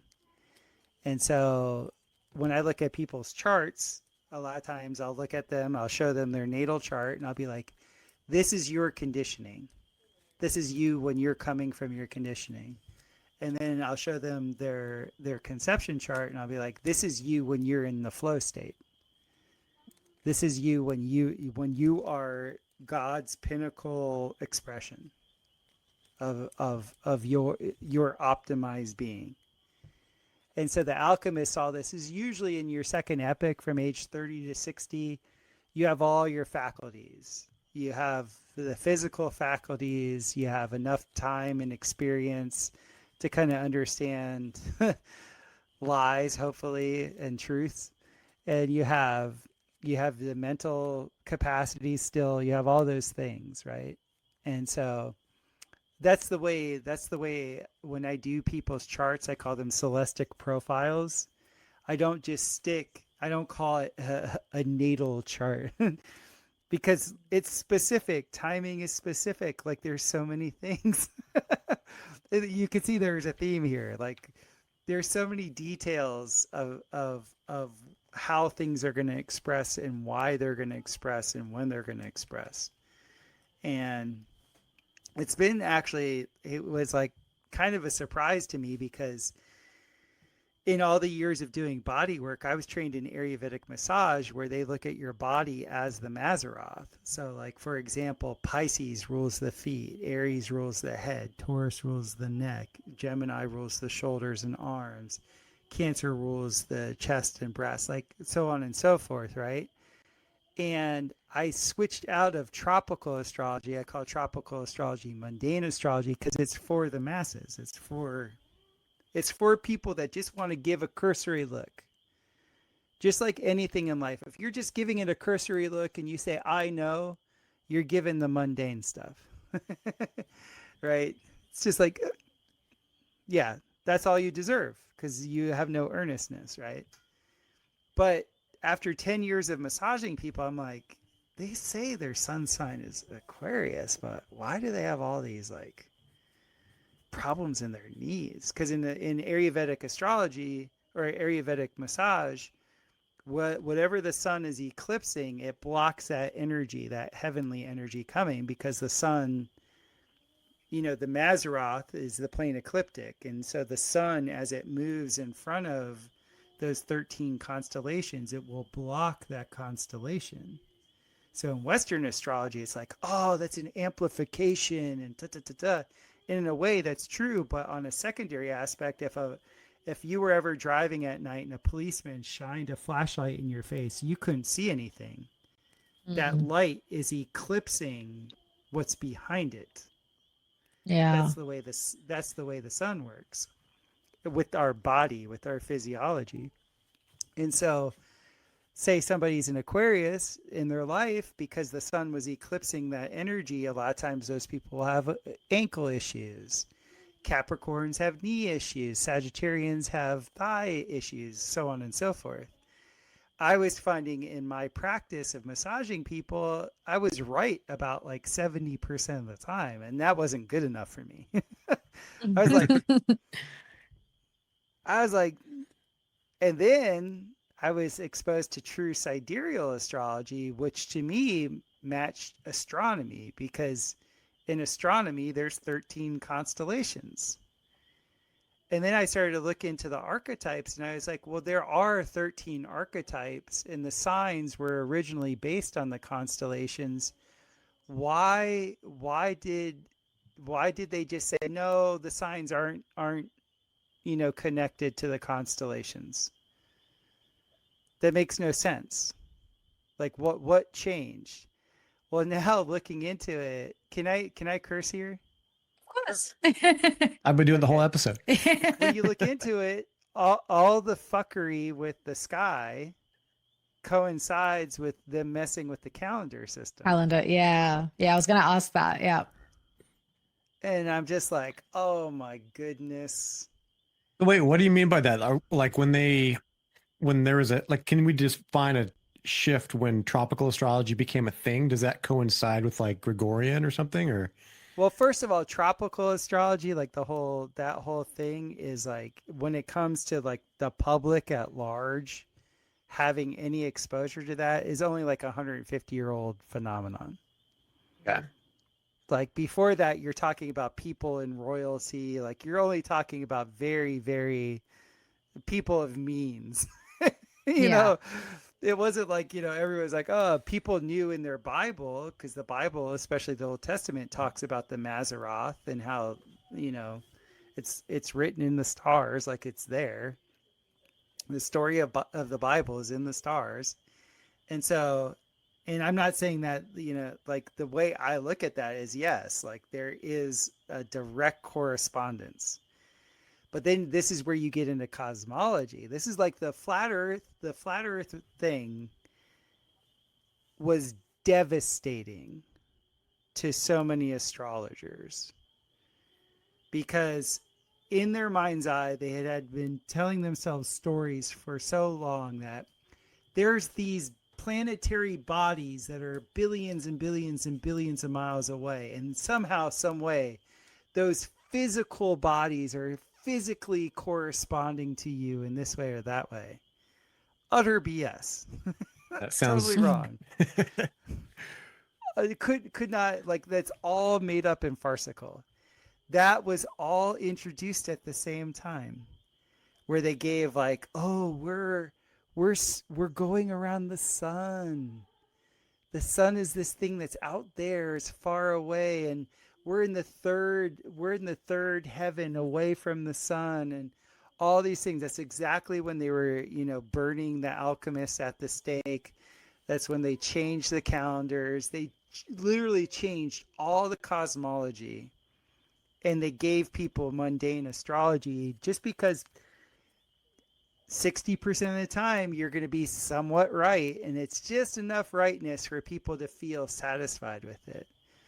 But the real truth of it was, no, we live exactly as it's biblically, and not just biblically, like the majority of traditions out there are like, no, we're on a flat, yep, plane of existence.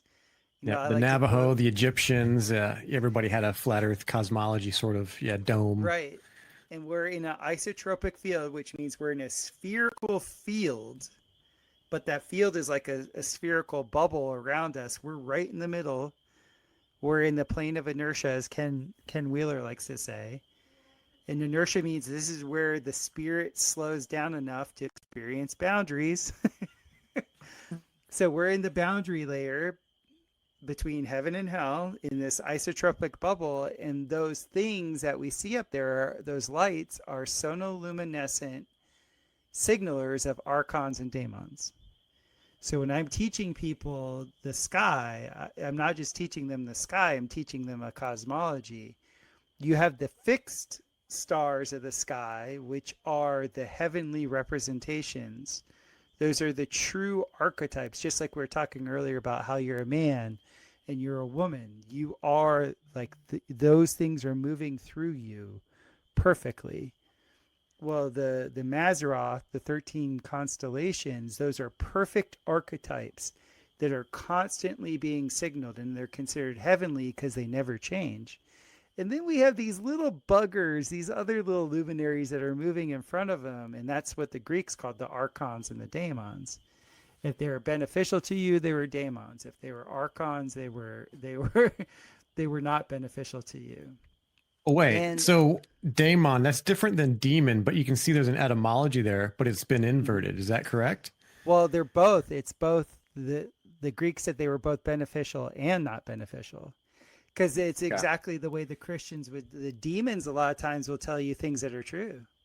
Yeah. But they're doing it for their purposes to goat you into something else. That's exactly what a daemon does. A daemon is an independent entity that will give you good guidance and will give you good information at certain times, but it is acting independent of your will. And that's exactly all the Greek writings. I shouldn't say all. The majority of what we've been exposed to from mythological perspectives, from the Western perspective, all those stories are describing the interactions between these archons and daemons, these demigods and gods, and the way their energies influence, and what occurs to you as a being that it is not saved by Christ is you become like a marionette.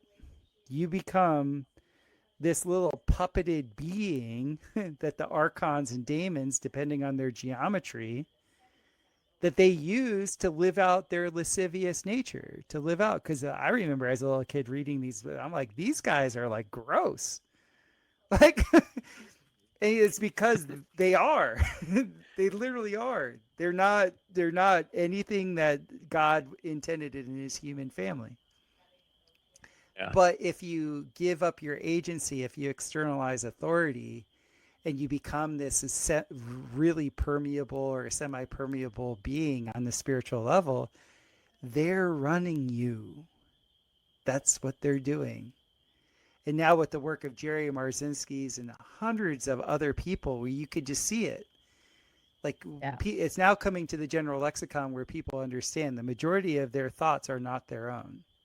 Mm. There are these other energies that are moving through. And before the advent of, MAC addresses and all this like new biological firmware stuff that they're doing, it used to be strictly on a spiritual level. Now a lot of that space is engineered and it's synthetic, but it behooves a person to really understand their upline, their authority, their jurisdiction with their creator, and consistently always re-anchor that. If you keep re-anchoring that on a daily, multiple times a day, daily level, all that other noise and chatter, it won't really affect you the way it wants to, because we're made in the image and likeness of our creator. So if we consistently choose our creator, then all this other tomfoolery won't make its way through. Yeah, that's such an important point, to always come back to that recentering. So I love how you put that. Um, oh, I just find all this so fascinating. Like I feel like I have so many questions, but going back to when you run a conception chart, and this is, you're running true sidereal charts, right? Mm-hmm. Yeah. Yes. So a couple of questions. In that chart, you said that's based on 13 constellations. So are there 13 signs? And like, Yes. can your sun sign be, what's the 13th? Well, the 13th will always be Pisces. Pisces is at the end of the list. Between Scorpio and Sagittarius, there's the addition of Ophiuchus. Oh, yes, that's Isaac's told me about. Okay, so that's in that system. Okay, so interesting. And then when you're running, so obviously, like most people don't know like the time they were conceived. How do you run a conception chart? Like, what's the calculation? That's what the Rosicrucians figured out. Right. They charted it for like 400 years, and there's the average time for the gestation is 273 days. But depending on where the moon is in a wheel chart, the moon will tell you, relative, whether it's above the horizon, whether the time is increasing or decreasing from a light perspective. That gives you like the amount of days that the person was actually in gestation. And then you just, I just take it to a calendar and, do the math. And then I work the wheel to like, if it was a descending chart or an ascending chart from a light perspective, that positions the moon perfectly. And that's what they had figured out through observation, as far as I can tell. The Rosicrucians wrote about it, and as soon as I read it and I experimented with it for about 3 years with my clients, that is the way to do it. And it makes sense, because what I've seen, you're always given, like, God will always give a person exactly what it is that they want. So like, if a person just wants a home, and that's where their desire stops, they will be given just that, just like a box or whatever. Or like, say a person wants like a home that's more environmentally responsible, or wants a home that, has these certain characteristics, like that ends up coming into existence and showing up for the person. If you want a mate that has XYZ characteristics and you're more specific with it, you get that. You always get what you want. The thing is, a lot of people aren't honest with themselves about what they want. And so what I've seen in the astrology world is a lot of people are just content with like knowing their horoscope. But because I was literally working in a system where I physically was working on them in a healing capacity, I needed to have more specific information. And this system gave it to me. Yeah. I have So a interesting. question on that with regards to astrocartography. So we're talking about a little bit about the difference between tropical and then true sidereal, and then a step further with what you're into. Does do the lines for the planets and their ascending, descending, zenith, and all that, is that different from tropical to sidereal when you're looking at astrocartography? No, the planets are the same. It's the signs that are different. The signs that And they're then okay. also when and this is another thing, and a lot of people don't like hearing this either. As you can kind of tell in true manifestor form, I kind of shit on people's parades. Yeah. So you can't, like, say you have a couple. This just recently happened to me. There's a couple and one of them wants to move and the other one doesn't. And the people aren't being honest with each other. And one person's already made up their decision and the other one's just open to whatever. And they're like, "Oh, could you do an astrocartography chart for me?" And I'm like, "You've already made your decision. I'm not going to do it." Okay. Because you're going to take whatever honest information I give you and you're going to lie to yourself and mold it into exactly what you have already decided. And it's a waste of my time. I'm too busy. You're wasting my time because you've already made the decision. "Oh, no, I didn't. I go, "Okay, in this case, this is how much it's going to cost because I have to run a synastry chart where I combine you and your mate in your second epoch, because you're both in your second epochs, and then run astrocartography through your second epoch synastry chart." That's 6 hours of my time. This is what this will cost. Because that's being precise. Because when you're married with kids, you are one, whether you like it or not. Mm-hmm. Especially if you have the context to stay together and stay as a family unit. So just to do one person's astrocartography, if I just do the one woman's astrocartography, I'm one, incomplete, and two, I'm lying because that's not enough information. I have to do the synastry chart of them both together in the correct epoch. She goes to this bullshit, mundane, tropical astrology chart, and she just puts in she doesn't even put in the right epoch, and it just said one thing that fit her decision that she already made, and she's made it, and they're gone. Oh, wow. And I'm like, I'm so glad I didn't waste my time. Right.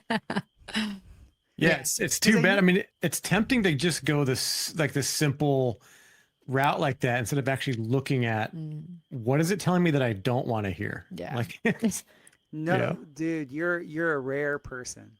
Yeah. You're a rare person. Most people have already made the decision. It was that great scene in the second Matrix where Neo's talking to the Oracle, and he's like, "Well, why am I here?" And she's like, "You've already made your decision. You're here to figure out why you made it." And that's the truth.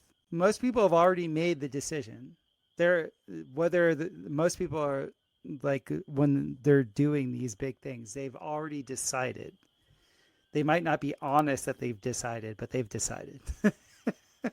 Yeah. So it's one of those things. I love it because it is so precise. It is like so like humblingly precise.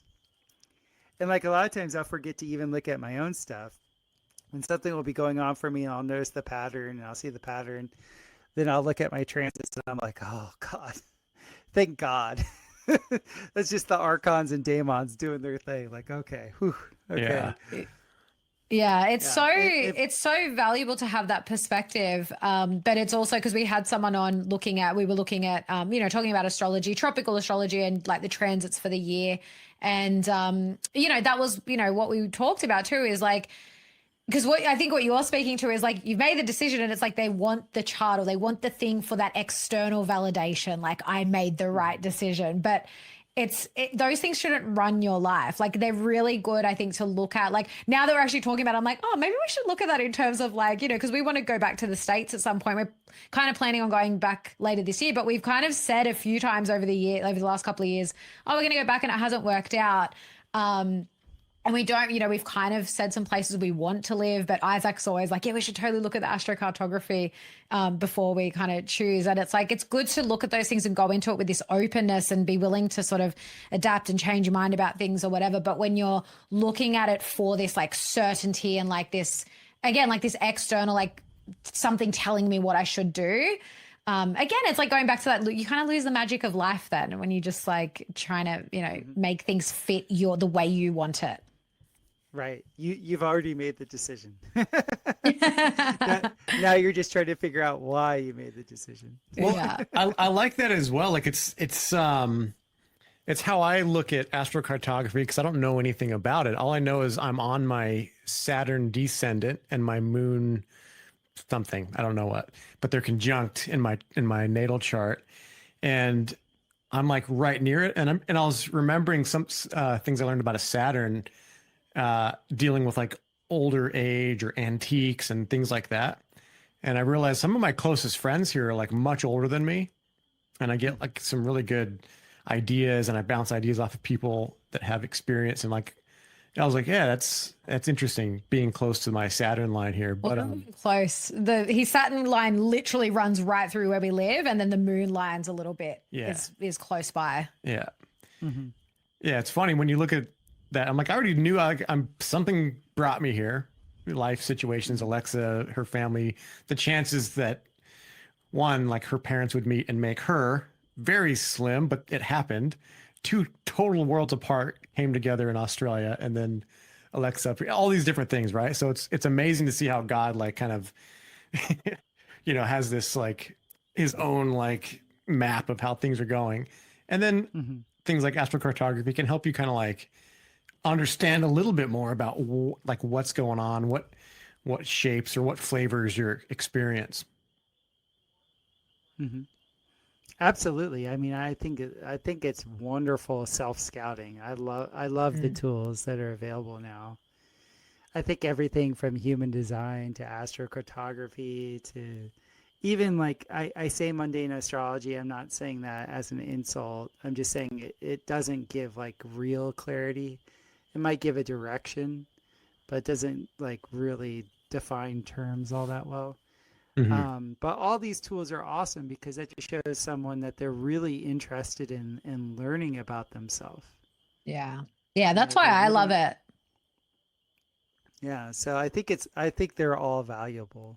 But it's just like anything, like there's high quality and low quality information, Yeah. Yeah, totally. No, I'm totally with you on that because there's so many different modes, and I'm open to all of them. Like I heard you talking about this, the true sidereal and doing the conception charts. I've never heard of that. And I was like, that sounds fascinating. And then I'm only just starting to learn more about tropical astrology now, just because it's linked to human design. And one of my teachers actually, because someone asked about, because there are programs where you can run human design charts with different modes of astrology, but actually you'd be able to tell me this, but apparently like when based on Ra, sort of like the downloads that he got, it was all based on tropical astrology only. Is that true? Well, the way he got it was essentially numeric. It was pretty much all numeric. Right. And then it had to be deciphered into these systems. Yeah. If you get 30 degrees, like just makes things simple. Yeah. And simple is really good for the masses and all that type of stuff. And I get it,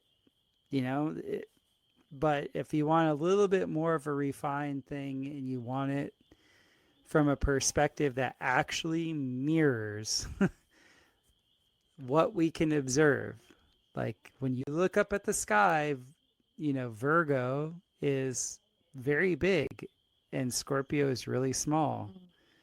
In this, like in every astrological text, they'll talk about the signs were derived from the constellations. So why are we saying that that's 30 degrees and that's 30 degrees when it's very obvious when you look up in the sky? One almost takes up half the sky, the other one takes up like a little sliver of the sky. Like, and in nature, everything's different sizes. Yeah. But yet, like, it's just like anything. When you really start to get into it and you see the little intricacies of it, like you can never really go back. Yeah.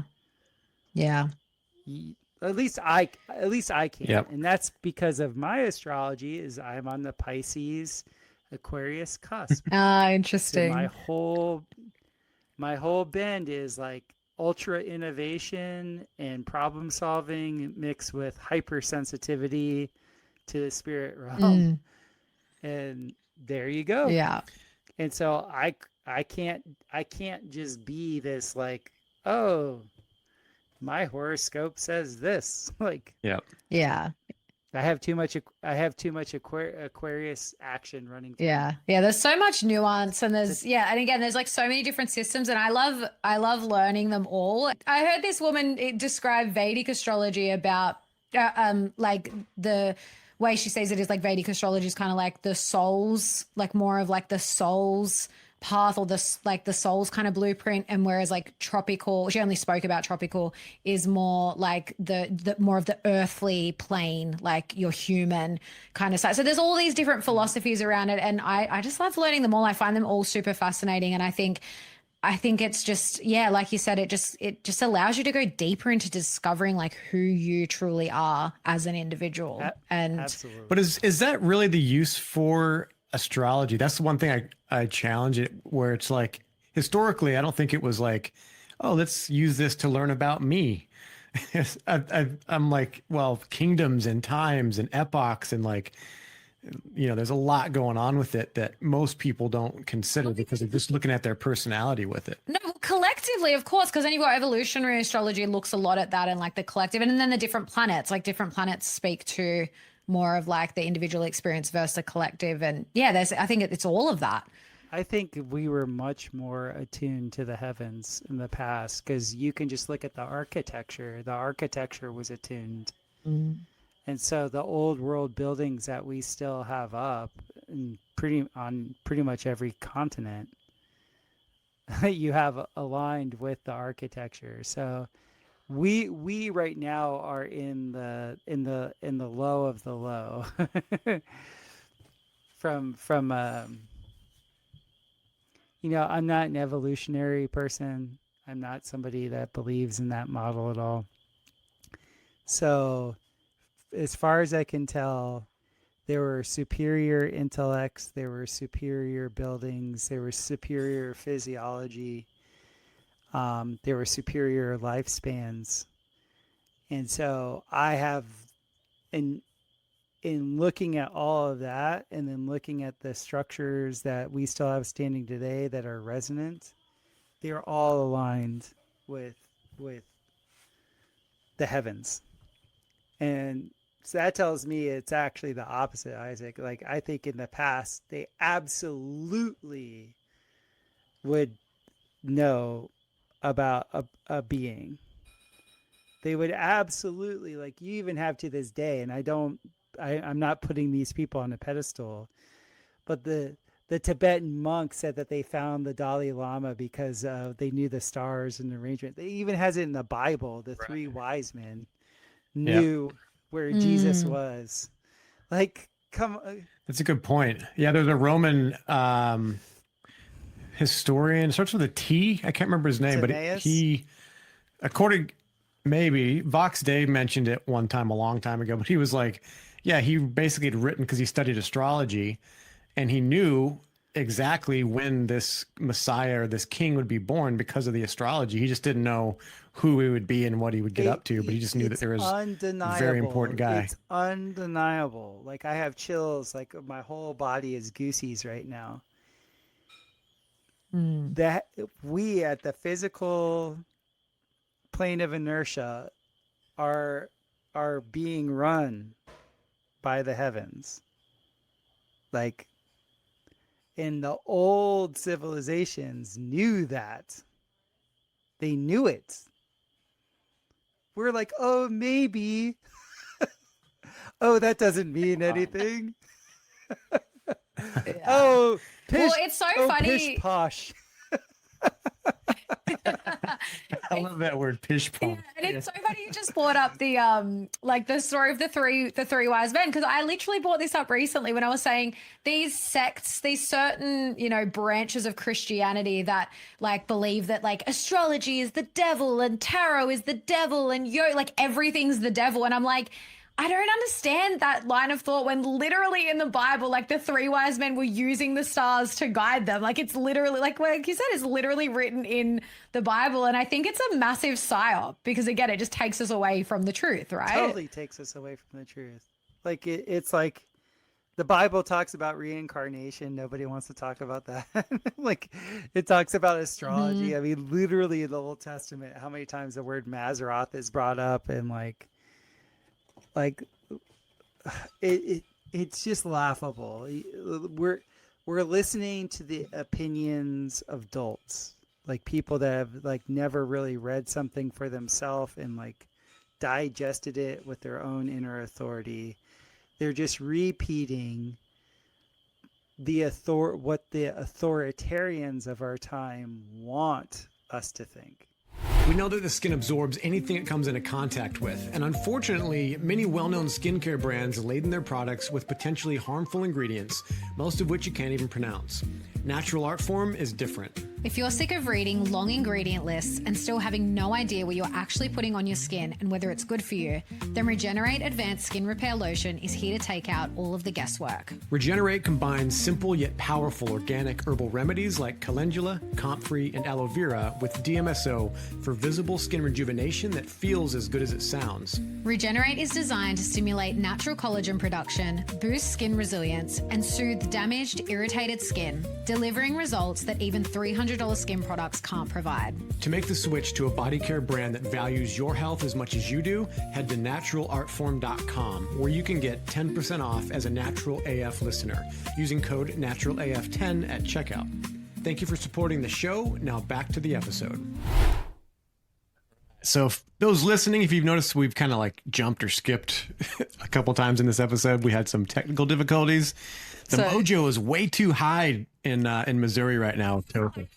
Yes. That literally broke the internet.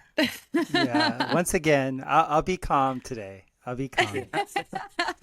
Yeah. So yeah, we're gonna jump back in and just do a really quick wrap up. Don't know where it dropped out, but we really want to get into a little bit about what you're doing now, Topher, with your biochar. So we've known for a while that you, like at the Bear Fest, you were doing workshops on teaching people how to do biochar, but now you've got your own company and you're just making it and producing it and selling it. Tell us more.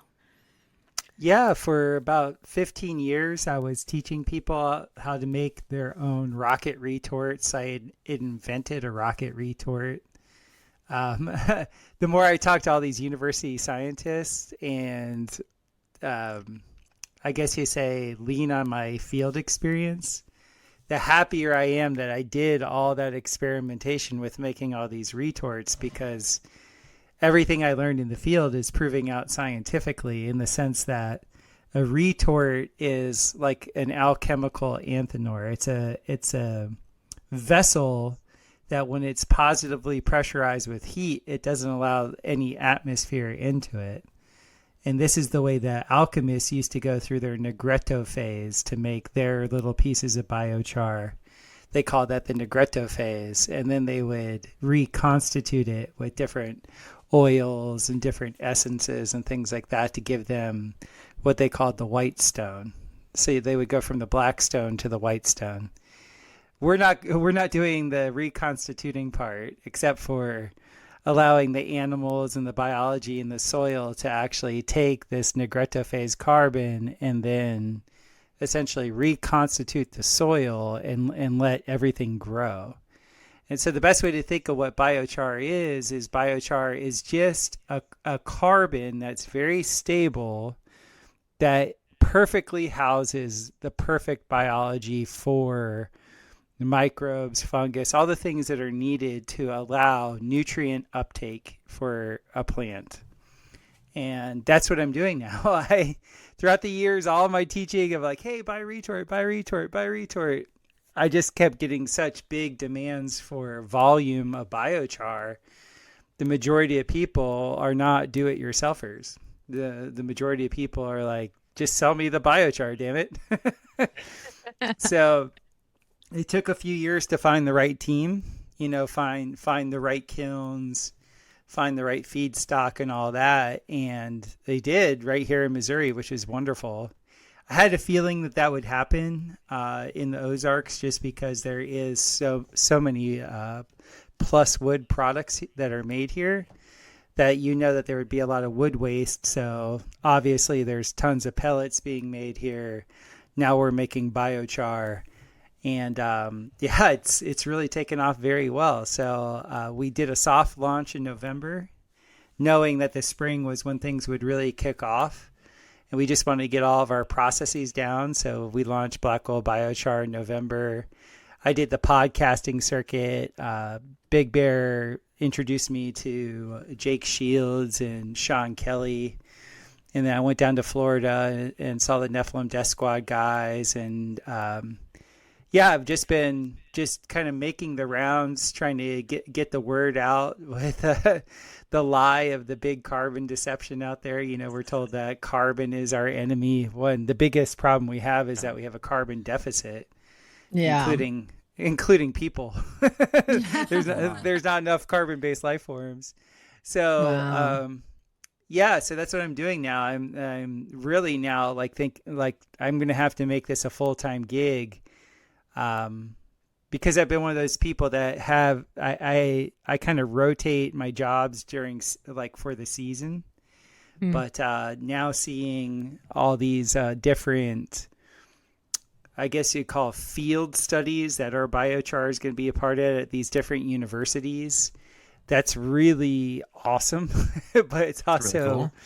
It's going to take a bunch of time, and then whenever you have any modicum of success, you have to think of expansion. You have to make sure that you can meet the demand. That kind of happened to me with the retorts. Was at first I sort of had Costa Rica brain when I moved back to the States, thinking, okay, I'll make the cheapest thing possible because that's all anybody would want, because that was sort of like the Costa Rican way. And when I got here, I made myself a stainless steel retort and everything like that. And then people told me, oh, I want those. And so I was like, okay, that's going to be like $700 a retort. And then I sold out immediately. Wow. But I haven't been able to find stainless steel at that price ever again. So now that same retort would cost like $1,400. So it's just like everything from a do-it-yourselfer perspective takes so much more time. And I still love doing all the do-it-yourselfer stuff. I still, do that. But the market demanded the product, so that's now what I'm producing. Amazing. And how are the sales going since your custom song "Black That Ash Up," created by yours truly? Yeah.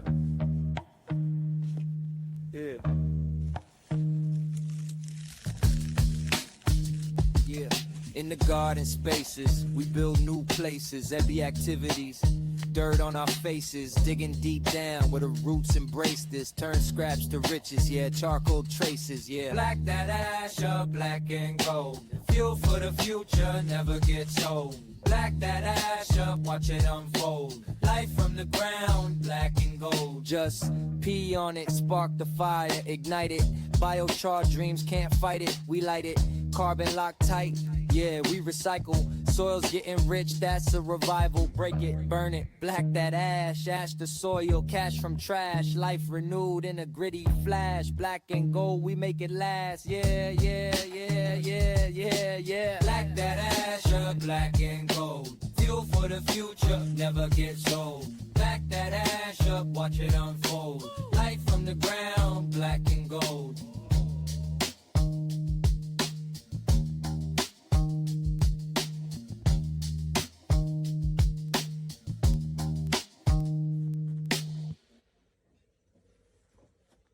You should hear my little girl sing it. Oh, that's so funny. Oh, my little girl. I'll record it for you, but my little girl bumps to that song. She's just like, you know, my wife and I, we're South Florida kids, right? So we always like that little bass line, and whenever you could get a little nasty in there, like my wife and I love that. So yeah, it turned out to be such a good song, but I have to say, Isaac's always, he's very creative, so he loves doing videos and all that. But one day he's out filming and I look outside and his face is covered in black. And then I'm like, what is going on out there? And then he comes in and he goes, can you just come and film something for me real quick? And I was like, sure. So I'm filming him and he does this like backwards handstand on the tree and is doing twerking on the tree. Anyway, that upside down reverse twerk was impressive, bro. You're a man of many talents. Remember was it the Harlem Shake? I remember seeing guys in the oil field. I used to work in the oil field, and the guys were doing the Harlem Shake videos out there where they doing normal work, and then the music kicks in, and then all of a sudden the drop hits and it flashes, and then everyone's wearing like techno glasses, and they're doing twerking, and they're like stripper pulling on the drill on the drill. Oh, that's pipe. Awesome. That's so good. So I love good. That. Yeah, it wasn't until he made the song that I was like, I love this song, it's so cool. And like I got the whole like the biochar thing, but the because it says like black that ash up, black and gold. I didn't realize that you'd started a biochar company called Black Gold. And I was like, oh, that's what Topher's doing now. So yeah, we'll pop it in if we can so our listeners can see the video. It's so funny. But I want to get to go ahead. I think we're gonna actually open a plant in Australia. Really? Amazing. Yeah. Nice. Yeah. I think it'll go off here. I think there's enough demand for the product over there, and I've spoken to a few people of means and people that are in the ag world over there, and at least initially it would make sense to ship, but over the long term, that doesn't make much sense. Yeah. So to actually open a plant there, I think up there in North Queensland, up in your area, just because of the sugarcane, the sugarcane feedstock is tons of it. Yeah. Heaps up here. Yeah. Cool. Heaps. Well, that kind of that leads into my next question, because I know biochar is one of those things that's kind of like amazing for everything, but is it actually like super beneficial because as we know, like the problem with sort of commercial agriculture is that it just pillages the land. Like it's not good. Just like monocrops just completely rape the land of all the nutrients and the soil and everything. So does biochar help to sort of bring that back and regenerate land that's sort of been stripped away of all the goodness? Yeah, pretty much when you say it strips the land of all its goodness, you're saying it's stripping it of its carbon. Right. So what you end up losing is the carbon, all the chemicals and everything like that. They pretty much defile the carbon matrix and then make that into runoff. And so at least here in the United States, what used to like this, where we live is the Missouri grasslands, what used to be the Missouri grasslands. And the settlers said you could dig 6 to 8 feet and you'd have this like dark black earth. Now there's maybe 6 inches. And so, and that's mainly because the slash and burn, tactics that are used in most places, the rotation of how you bring your animals through, and then current modern day, when I say modern day, like since the 50s, the agricultural revolution with chemicals has just absolutely stripped everything.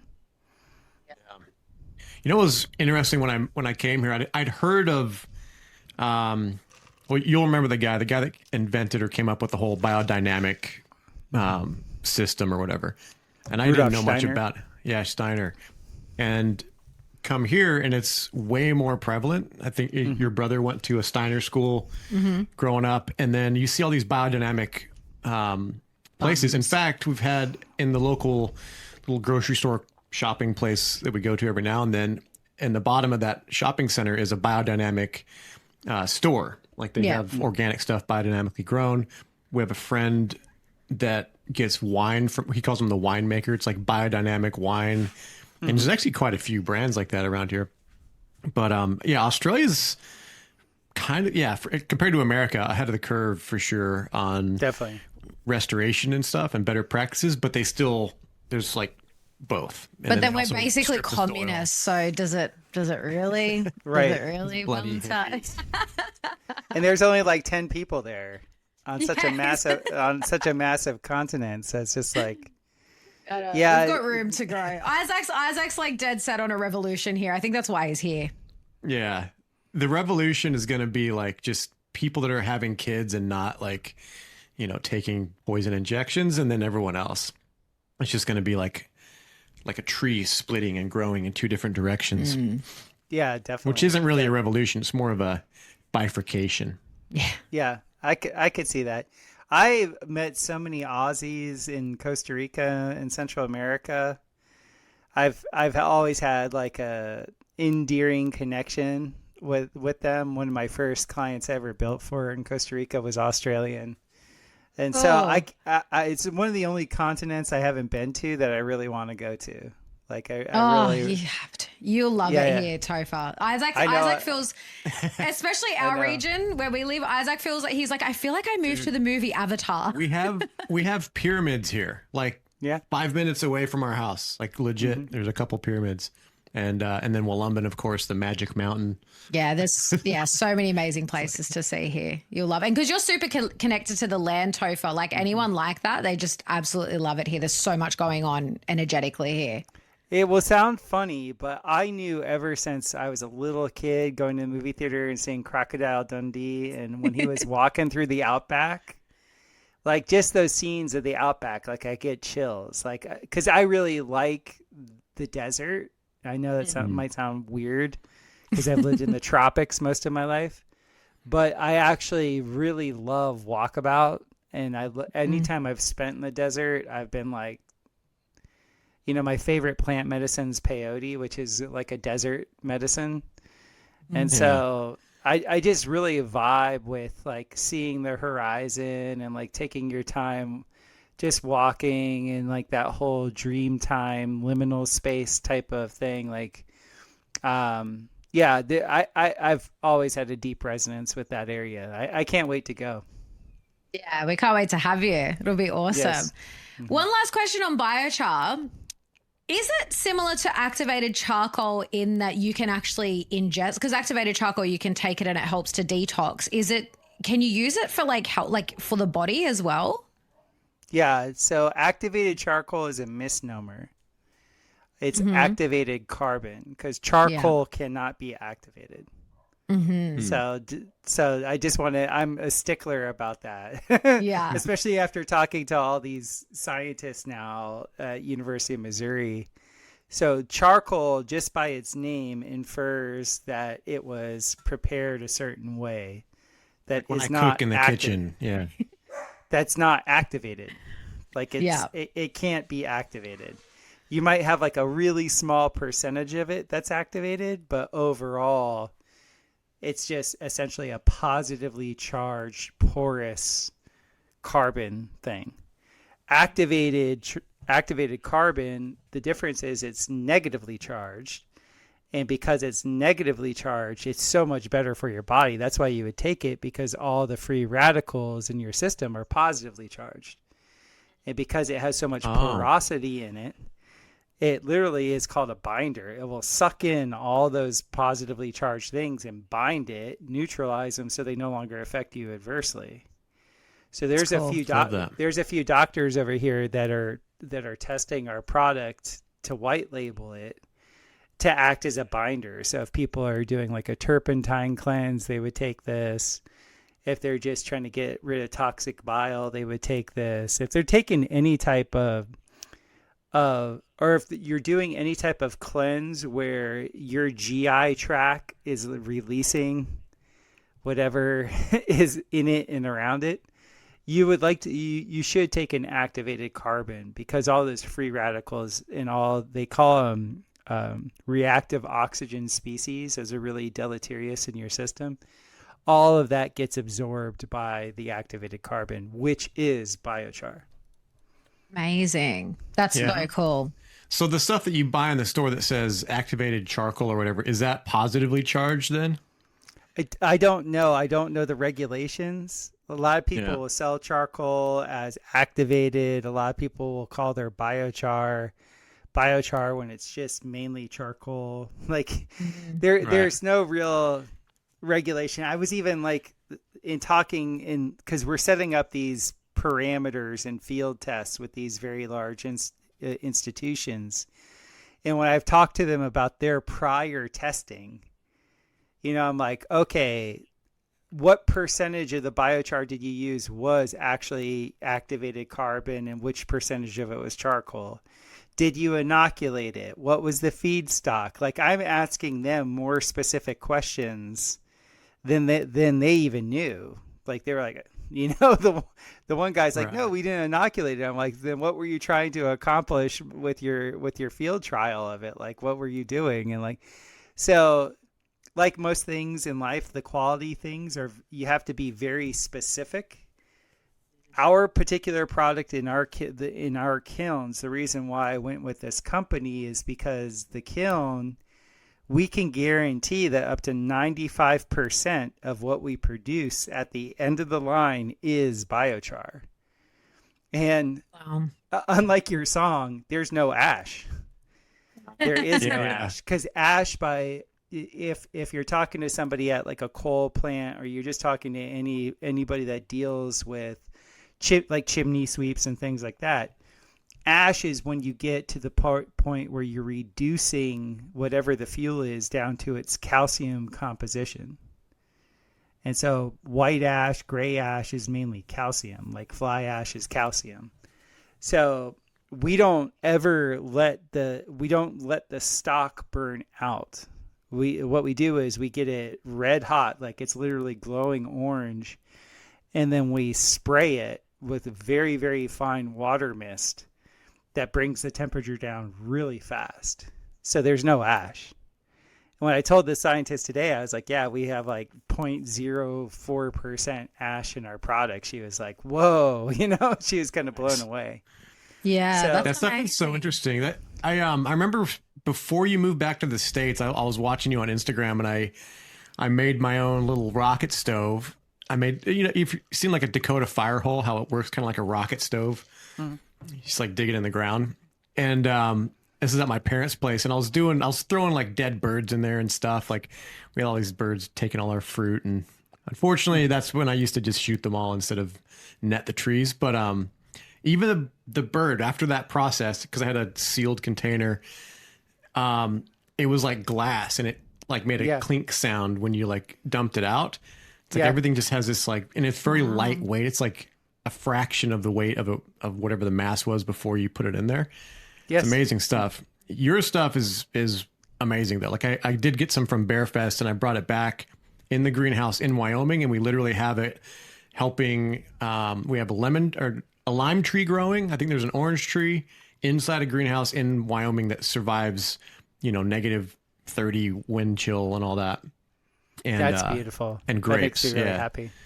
Yeah, biochar is biocharing. Yeah. It makes me so happy. Like this year, I finally feel on my farm, my soil is where it needs to be, and like all my plants are singing. Like it took a while, it took 3 years to get it here, but like I feel really good about it. Yeah, that's amazing. You're doing your manifesta thing. Like, look at what you're putting into the world. I love it. Like, no one's doing that. It's such, like, I got to tell you, it's such a, like, I was at my wit's end in 2010 with my cacao grove, like, going away. Like, you talk about heartbreak, like walking out and seeing my cacao grove just being mauled. There's nothing you can do either. It's not like you could go out there and like spray the leaf cutter ants. There's like millions and millions and millions of them. Wow. And I was just so heartbroken. And to have this, substance come into my consciousness, and then like, oh, I can make this, and then make it, and then like my cacao trees are beautiful and they survived, and they were never affected again, and there was no more leaf cutters on my property. Like, wow. Like it is borderline miraculous. And the thing I love is, like I said earlier, Victor Schauberger always said, like, the real answers are always simple. And this is so simple. Like, there's endless biomass. Like, it's literally like an infinite source. And so we're just using the element of fire and then the element of water to just accelerate what nature would do anyway. And then it's fixed, and it's there, and it's cumulative, and it just keeps on building and building and building. Like, I started 3 years ago with our raised bed out here, and our soil was ground level. Now my soil is it's close to 16 inches high. Wow. In my raised Nice. bed.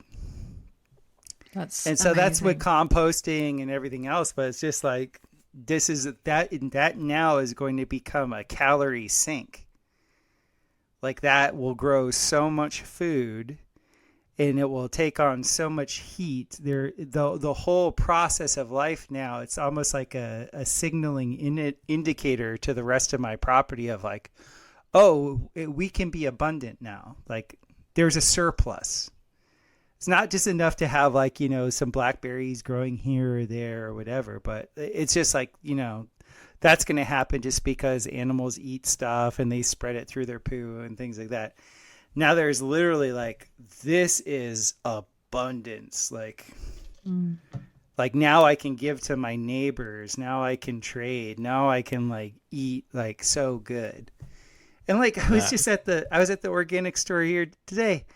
They're literally selling an organic bell pepper that they bring in from Mexico, which is like 1,500 miles away, for $5. Oh my God. That's ridiculous. For one bell pepper. That's insane. And I'm just like, no, I'm not going to do that. just Crack it open, you got like principle. 100 seeds. You can make thousands of plants out of the, like, yeah. Yeah, especially this time of year, right? Because our bell peppers, they're just flowering now. So like, we're gonna have a summer full of like, beautiful bell peppers. It's just like looking at that. And I understand, like, in the winter time buying from different regions of the world and things like that, but I just really, really like that. And I'm not a control freak in any way, but like, when I know what all the inputs are, like when I know the manure is coming from our donkeys that are eating nothing but our grass and there's no glyphosate, and then, our vermiculture is just from our compost, and then the biochar we're making from all local biomass and things like that, and just like, and then I'm harvesting some organic material from down by the lake in our pond and mixing that all in, and then I'm going to dead tree stumps to get all of the mycorrhiza and mixing that into our compost teas. It just is like, it's all right here. It's awesome. Yeah. Next level. Yeah, I love that. And I think it's honestly such an inspiration, because I do not have a green thumb whatsoever. But when you hear of people that are doing it, because I think that's can be a huge block for some people. It's like, I don't know what I'm doing, or, or even they start to do it. And like, we've done through a lot of trial and error, realizing like what grows here and what doesn't. But that's what I love about the biochar, is it kind of makes anything possible. Like, it doesn't matter what kind of land you're on. Well, I guess it kind of does, because I know some areas. Was it a part of our property or something where it's like a lot of clay? How does biochar affect, like, if you've got a lot of clay on your land? Oh, it totally helps, because clay compacts. So clay doesn't allow for nutrient distribution or mycorrhiza fungi to spread. The way you can think of mycorrhiza, the fungi, is that's like the soil's internet, and like all those little strands that you see of the mycelium, those are like, T1 lines. So they're sending information and transporting data and nutrients. And then you could think of all the bacteria as your alchemists. They're transducing one thing into another thing. So the mycorrhiza talk to the fungi talk to the microbes, and they say, hey, those tomatoes over there, they need this. And then the alchemists are like, oh, okay, and they make it, and then the mycorrhiza shunts that to the roots, and then that, it's taken care of. It's incredible. So when you have clay is so dense that it doesn't really allow that many microbes in it, especially if it's like a red clay. If it's not like a calcium-rich clay, like a white clay, if it's like a red or an orange clay, those clays are bauxite, and they're full of aluminum silicate. And aluminum, just by its very nature, does not want to distribute. It doesn't allow microbes to really travel or even mycelium. So when you add biochar, one, it reduces the level of compaction that the soil will have. So any red clay is considered, or most clays are considered this, but red clays are the most. They're considered a plastic material, meaning they don't do well under compression. They kind of splooge out. And because they do that, they kind of form into these areas where they don't ever want to have any carrying capacity. They don't hold anything. And because they won't hold anything, your plants just don't get any nutrients in them, So when you add biochar, one, you're adding a body of carbon to that aluminum silicate. That one will stop the clay from moving around so much, from like splooging from one area to the other. It doesn't allow it to compact either. And then because now you have some biology that's actually in the clay, that biology, those microbes will actually start to convert the aluminum silicate into other things. Wow. That's what you always want. I forget the name that they would call it in biodynamics, but it was some word like a biological driver. You need biological drivers. They're like a catalyst. So like, for example, like, when they started to do that green, mile in the desert in the Sahara, the very first thing that they did was they dug ponds and filled them with water. And it was so like, most people were like, what? Why would you do that? Like, how is this possible? How is this going to help? And it literally brought more water. Wow. Because it was a biological driver. You can think of carbon as the primary biological driver, because all biology comes from it. Like likes like. Life begets life. So pretty much anything that's going to grow is going to be carbon based. So the way you think of it is like, oh, okay, well, if I want things to grow and those things are carbon, let's give that carbon. So it's one of those really cool things. It helps with cation exchange, and without getting too nerdy about that, you could just think that it just allows electrical currents to move through the medium of the soil, and healthy, like biological electrical currents, not like hot electricity, but a more cold electricity and currents to move through the soil, which then that does its thing with the cation exchange, which helps all those little alchemists do what they need to do to break everything down and convert it into something usable. Yeah. I love it. I can't wait till you bring it out to Australia. We're going to be buying buttloads of it. Yeah. And I'll probably need people, because every plant needs 7 to 10 people to run it. So we can automate the kilns to a great degree, but we have stockyards where you're bringing in all the feedstock. You have all the conveyances around. You have loading and shipping and all the rest of it. So it's one of those things that I've done now in the last 2 countries that I've lived in, where it's just like, I like being an entrepreneur that generates jobs. Yeah. because that allows like a lot of people to benefit and like make a living and, you know, feel like they're part of something bigger than just like going to a job that they hate or something that they don't believe in or whatever. Like there's like, okay, there's this thing, people want it, you know, we're doing good, and wow, we can actually make a good living doing this. Like it's a full win-win. Yeah. And when I was when I was a younger man, I didn't think that was possible. Like I didn't go into the world of finance or anything like that because all I was exposed to was profiteering, which to me was horrible. Like I couldn't do that because I have a conscience. But now that I found these other, you know, forms of work that are literally a win-win-win-win, like I can't find a loss in it. Now I'm hyper motivated to be profitable and grow and expand and all these things, because now I can see, oh, okay, this is awesome. I don't have any, like, you know, I'm not going to break my Hippocratic oath of not, you know, first do no harm. Like, I'm like, okay, I'm not doing any harm with this. Like we're actually we're fixing things. Let's go. Yeah, I love that. Oh, we'll hook you up, Topher. Yeah, there's so many people like in this area. There's another area further up north in Queensland that has a community of people that are like right into that. And yeah, you definitely find those more like purpose-driven people for sure. Oh, that's awesome. That's so great. Yeah. And tell us more about this Elementals Festival, because Isaac mentioned it and then I actually saw a video that Chance Garton posted recently. Yes. I have no idea what it's about, but just the fact that it's called Elementals, I'm like, this sounds right up my alley.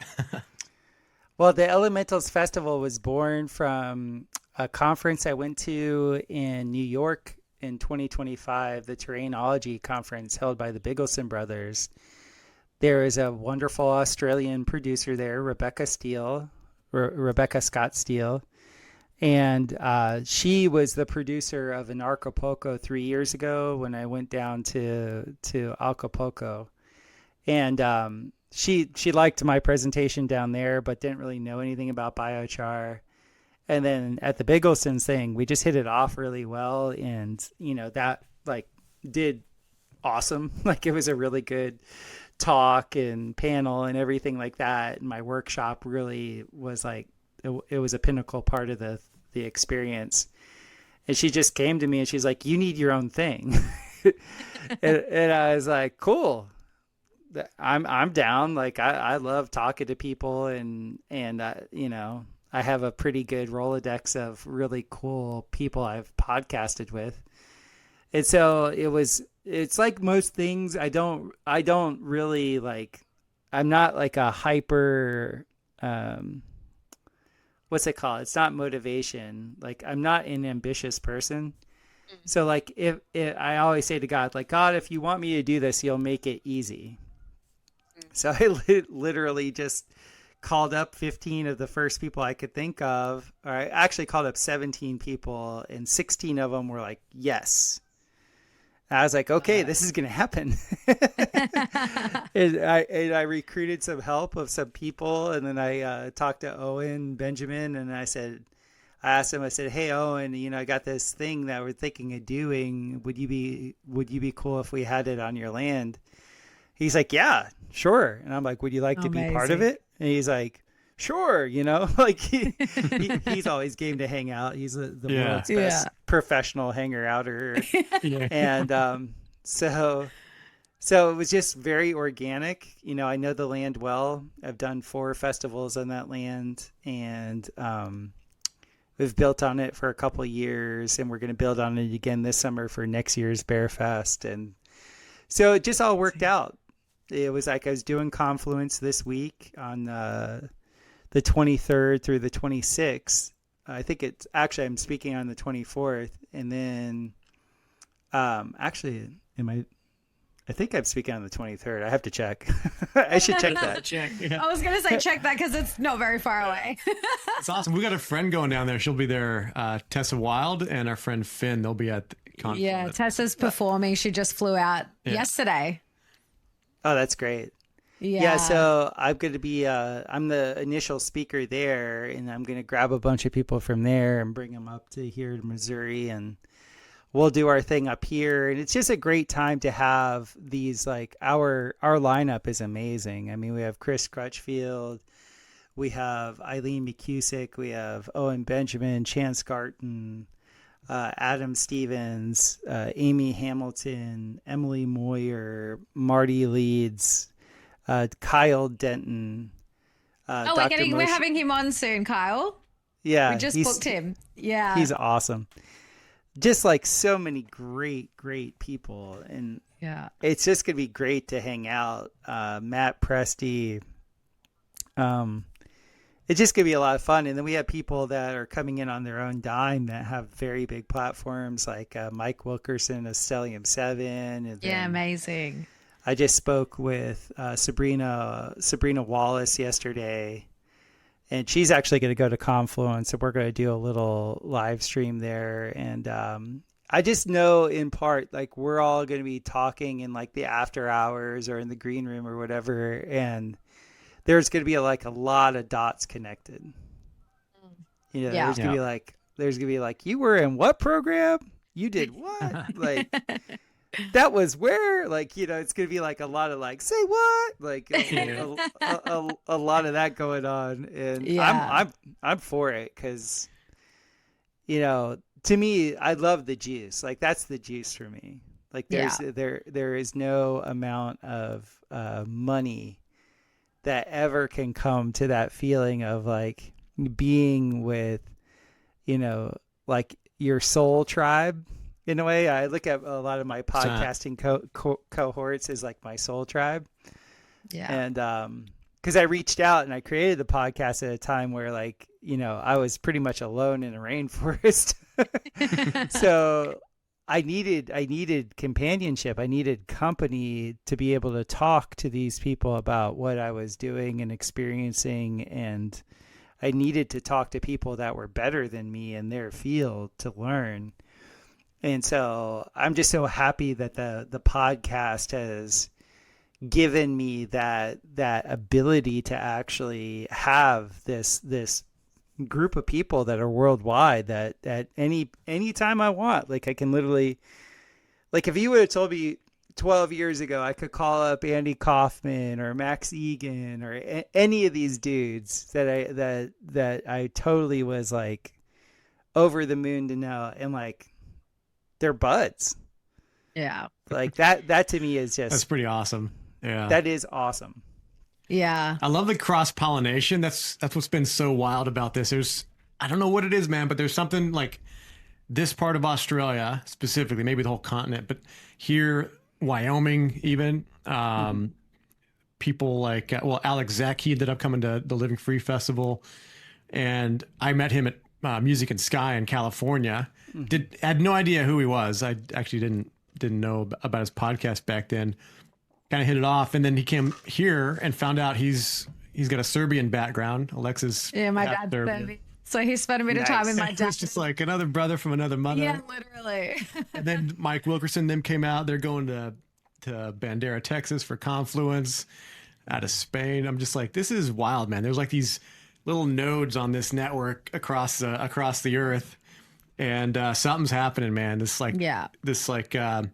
life, like information, like you said, the circuit board is connecting. And that's why the events like this are so important, because, you know, like you're talking about, can't wait for the conversations that are going to happen there or whatever. And it's like, because it's this whole different frequency that is created in these places when all these people come together, and then the people that come to experience the festival, like the attendees. And it's incredible. And the way that, like, we've met so many people now at the Living Free festivals the last 2 years. Like first, like Alex Zach the first year, and then last year, Mike Wilkerson, Steve Young, Rachel Vaughan, who I don't know do you know of Rachel Vaughan? She's an Aussie here. She's, long story short, we've had her on the show before, and she's become a really good friend of ours. She comes from was born into a bloodline Freemasonry family. And, yeah, like lots. And so she's like very psychic, and she does psychic development course, and she's amazing. So we met her there last year, and it's so incredible when you meet these people for the first time.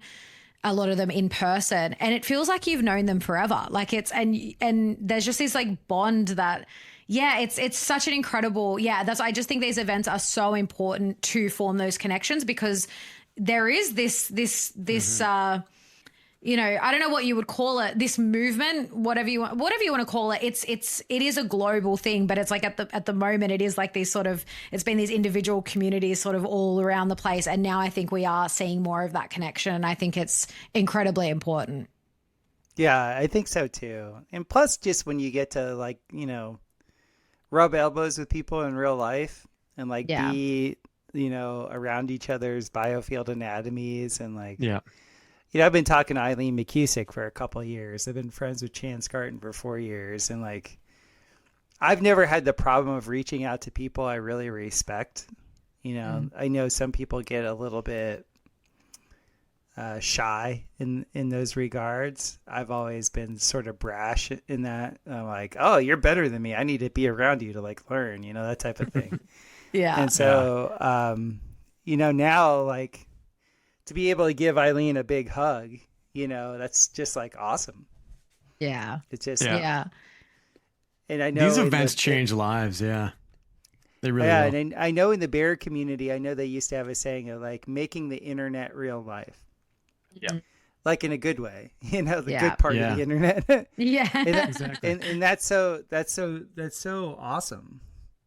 Like that really is an awesome thing. And, like where we are in Missouri, there was this massive bear contingent of people that moved here like 4 years ago. And like 2/3 of them are gone now. Like 2/3 of those people, dispersed. And it was mainly because most of those people that were, self-naming themselves bears really weren't living that. That wasn't their thing. They went back to the city job. They went back to this and that and whatever. And they were glomming on to like a very strong archetype in a fantasy. And what's been cool is like, I've gotten to be sort of an elder in the sense of being like, okay, I've been, whether it was the ashram days or whether it was the athletic days, whether it was living abroad with a bunch of gringos days, or whether it was like the bear days, I've got to see these, the rise of the tide and the dropping of the tide. You see these like the momentum in communities swell and then descend. And so I wasn't weirded out by people by there being a high attrition rate. And I'm like, there's always a 2/3 attrition rate with everything. Yeah. Even as a dining room manager in a restaurant, you're going to have a 2/3 attrition rate of your servers. People come and they go. People come and they go. People come and they go. And so it's kind of cool to see who's stuck and who the real ones are, like who are the people that really live the ethos. And it's a really cool time with all these different, conferences and festivals, because you start to see the same faces and you're like, you're a real one. I could tell you're a real one. Yeah, exactly. So I appreciate that. I'm always scouting. So I'm like, yeah, you're a real one. Come. Yeah, we're totally with you, because we've been involved with the Living Free movement for years now, and like very heavily involved now. Like this year, we're actually helping with the planning of the festival.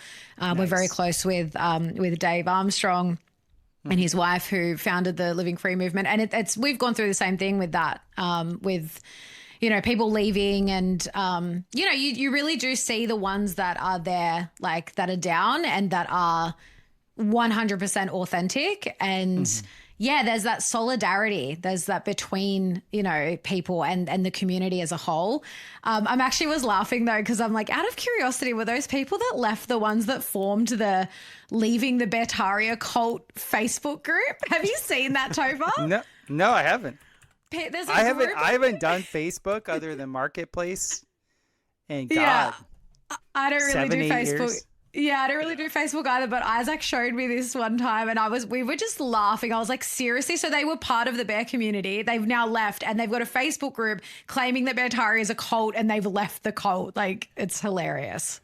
That is hilarious. Well, it's kind of interesting because I actually have experience in a cult. Like I was in an ashram that was a cult. And I think a lot of my very first pods that I did with Owen, I was giving him the beats on like what a real cult is, like how the cults work. And like we did this funny skit about Sebastian Manseed. That was the name of the super cult funny. leader. Yeah. Oh yeah, And, that's like, hilarious. Yeah. And I was like, okay, this is the thing. Manseed. Like Grimbold #2, he's the real driver. Like he's the one. Yeah. Because that's what I was. I was Grimbold. Like I was the dude that was like, right hand to the guru, and I was like I was operations director, and I was like, this is how a cult works. Now I was in my mid-20s, so I had an excuse, right? I was like really stupid, but and enthusiastic. yeah. I still did it though, so I have all this experience with it. So when people were calling, like the Barataria cult, it could not be further from the truth. I've never been around somebody more paranoid about being seen as like idol. Yeah. Like, Owen hates that. Yeah. And like people are just so dumb. Like I hate to say it, but it really is the truth. Because even in our own community, I run into people that were once bears and stuff like that, and they avoid me like the plague. And I'm like, I don't care what you choose to do. Like, I'm not identified. It's not like my whole sense of identity is being a bear. Like, but they are still in that, like, they're still in that, like, I'm like, oh, if you're the one that has taken offense, you're the one with the problem. Yeah. Like, Exactly. I'm not the one avoiding you. I'm not the one, excluding you from anything. Yeah. So it's just funny to see, like, there's just a lot of people that are underdeveloped. That's just the way it goes. Yeah. Because and it's like some of that cult stuff, I think a lot of it starts ground up. People want to like be really like, just give away all authority to somebody else and then just be directed into like some really intense experience. Yeah, so I think at least half of it's ground up, maybe more in some circumstances. What do you mean by ground up? What do you mean by that? Like people will make a cult out of things without the thing asking it to be in a cult. Like the cult that made the Royal Air Force God after World War II, like some packages like parachuted in by accident to some tribe, and then they basically set them like on an altar and they started worshiping the emblem of the British Air Force. Right. It's like people like want something to worship. And so anything with enough voltage, they'll just kind of like stick to and be like, you're our God. Like Madagascar, that cartoon when the fucking, I haven't seen that. Is it Madagascar? There's like there's a scene like that where somebody accidentally becomes a god in their tribe. Yeah, well, and there's always got to be that leadership figure because, like, I've done deep dives into cults. I just find the psychology of it all fascinating. Yeah, and there's always like the leader, and they tend to be a certain archetype, and I would say like there's threads that run through all of them, but without like what Isaac is saying is also true because without that, the power of the people that is given to the leader, they don't become what they are, and it's only like the worst of the worst cults, like what's the one where they all drink the Kool-Aid, whatever, I forget the name of it. Yeah. Like it only gets to that point where people are doing crazy shit because of the people giving their power to the leader, and then it's just like this megalomania that ensues. Mm-hmm. Yeah, because people have different arcs. When I was in the ashram, the guru didn't start out that way, but people get corrupted. Yeah. It's just a fact 100%. Of life. And then that's why I love the Christian ideal of like, call no man father. Everybody puts on their pants the same way, one leg at a time. Like there's literally never make an idol out of a man or a woman. Like it is the biggest folly you could ever do. Mm-hmm. And when people do that, I think a lot of times they feel shame that they did that. Yeah. Even when the person wasn't even asking for it. You know what I'm saying? Yeah. So it's a funny psychology to watch. A lot of people get also upset because they'll give their power away, and then they'll blame the person that they Yes. and then they feel shame about that, and they want to hide themselves. They want to hide from that shame, and so they're always pointing the finger out, and so people are a little bit gay sometimes. Yeah. Yeah. People be doing that. Well, good on you for having that experience and actually being a voice of reason and experience that people can gain some wisdom from, because I see it happening more and more. There's something about this era we're moving into. I think, there's going to be a bit more of this kind of cult-like behavior in some sectors, and people can avoid it. But I think also not to be afraid of it, because people are like, I don't want to be a part of any group because it's going to end up being a cult or something. It's like, don't put that much. I love the axiom that's been laid down by BB, in the sense, like, if you can't laugh at yourself, you got some work to do. Yeah. 100%. Because everybody is kind of weird and stupid and all the rest of it, right? So like if you can't actually, like, if somebody ribs you and you take offense, remember, if you're offended, you're the one with the problem. Yeah. Like, that's a really good advice. We use that in our marriage. You are the one with the problem. Yeah. Like, come on. Like, literally, like, I remember when I was coming up, like, it was like, sticks and stones may break my bones, but words will never hurt me. Now it's like the exact opposite. Yeah, exactly. Oh, not a word. Ooh. Like, come on, guys. Like, and especially the people that are getting offended on other people's behalf. Like, most of the people that get offended by, like, black jokes and stuff, like, are white. And it's like, why are you getting offended? Like, it doesn't even make sense. Yeah. Yeah, it does not make any sense at all. So, yeah, thank you. And just quickly, when's the Elementals Festival on, and where can people find your biochar, follow you, see what you're up to, all the things? So it's the Elementals Gathering. .com, and that's May 8th through the 10th, and that's here in Mountain Grove, Missouri. So you can go to the website, and that's wonderful. And then the biochar is at blackgoldbiochar.com. We're that on all the socials also. And, we'll be having biochar in your country pretty soon here. Probably within a couple months. So amazing. Yeah, it's a lot of fun to see this expansion and be a part of it. And thank you guys for having me.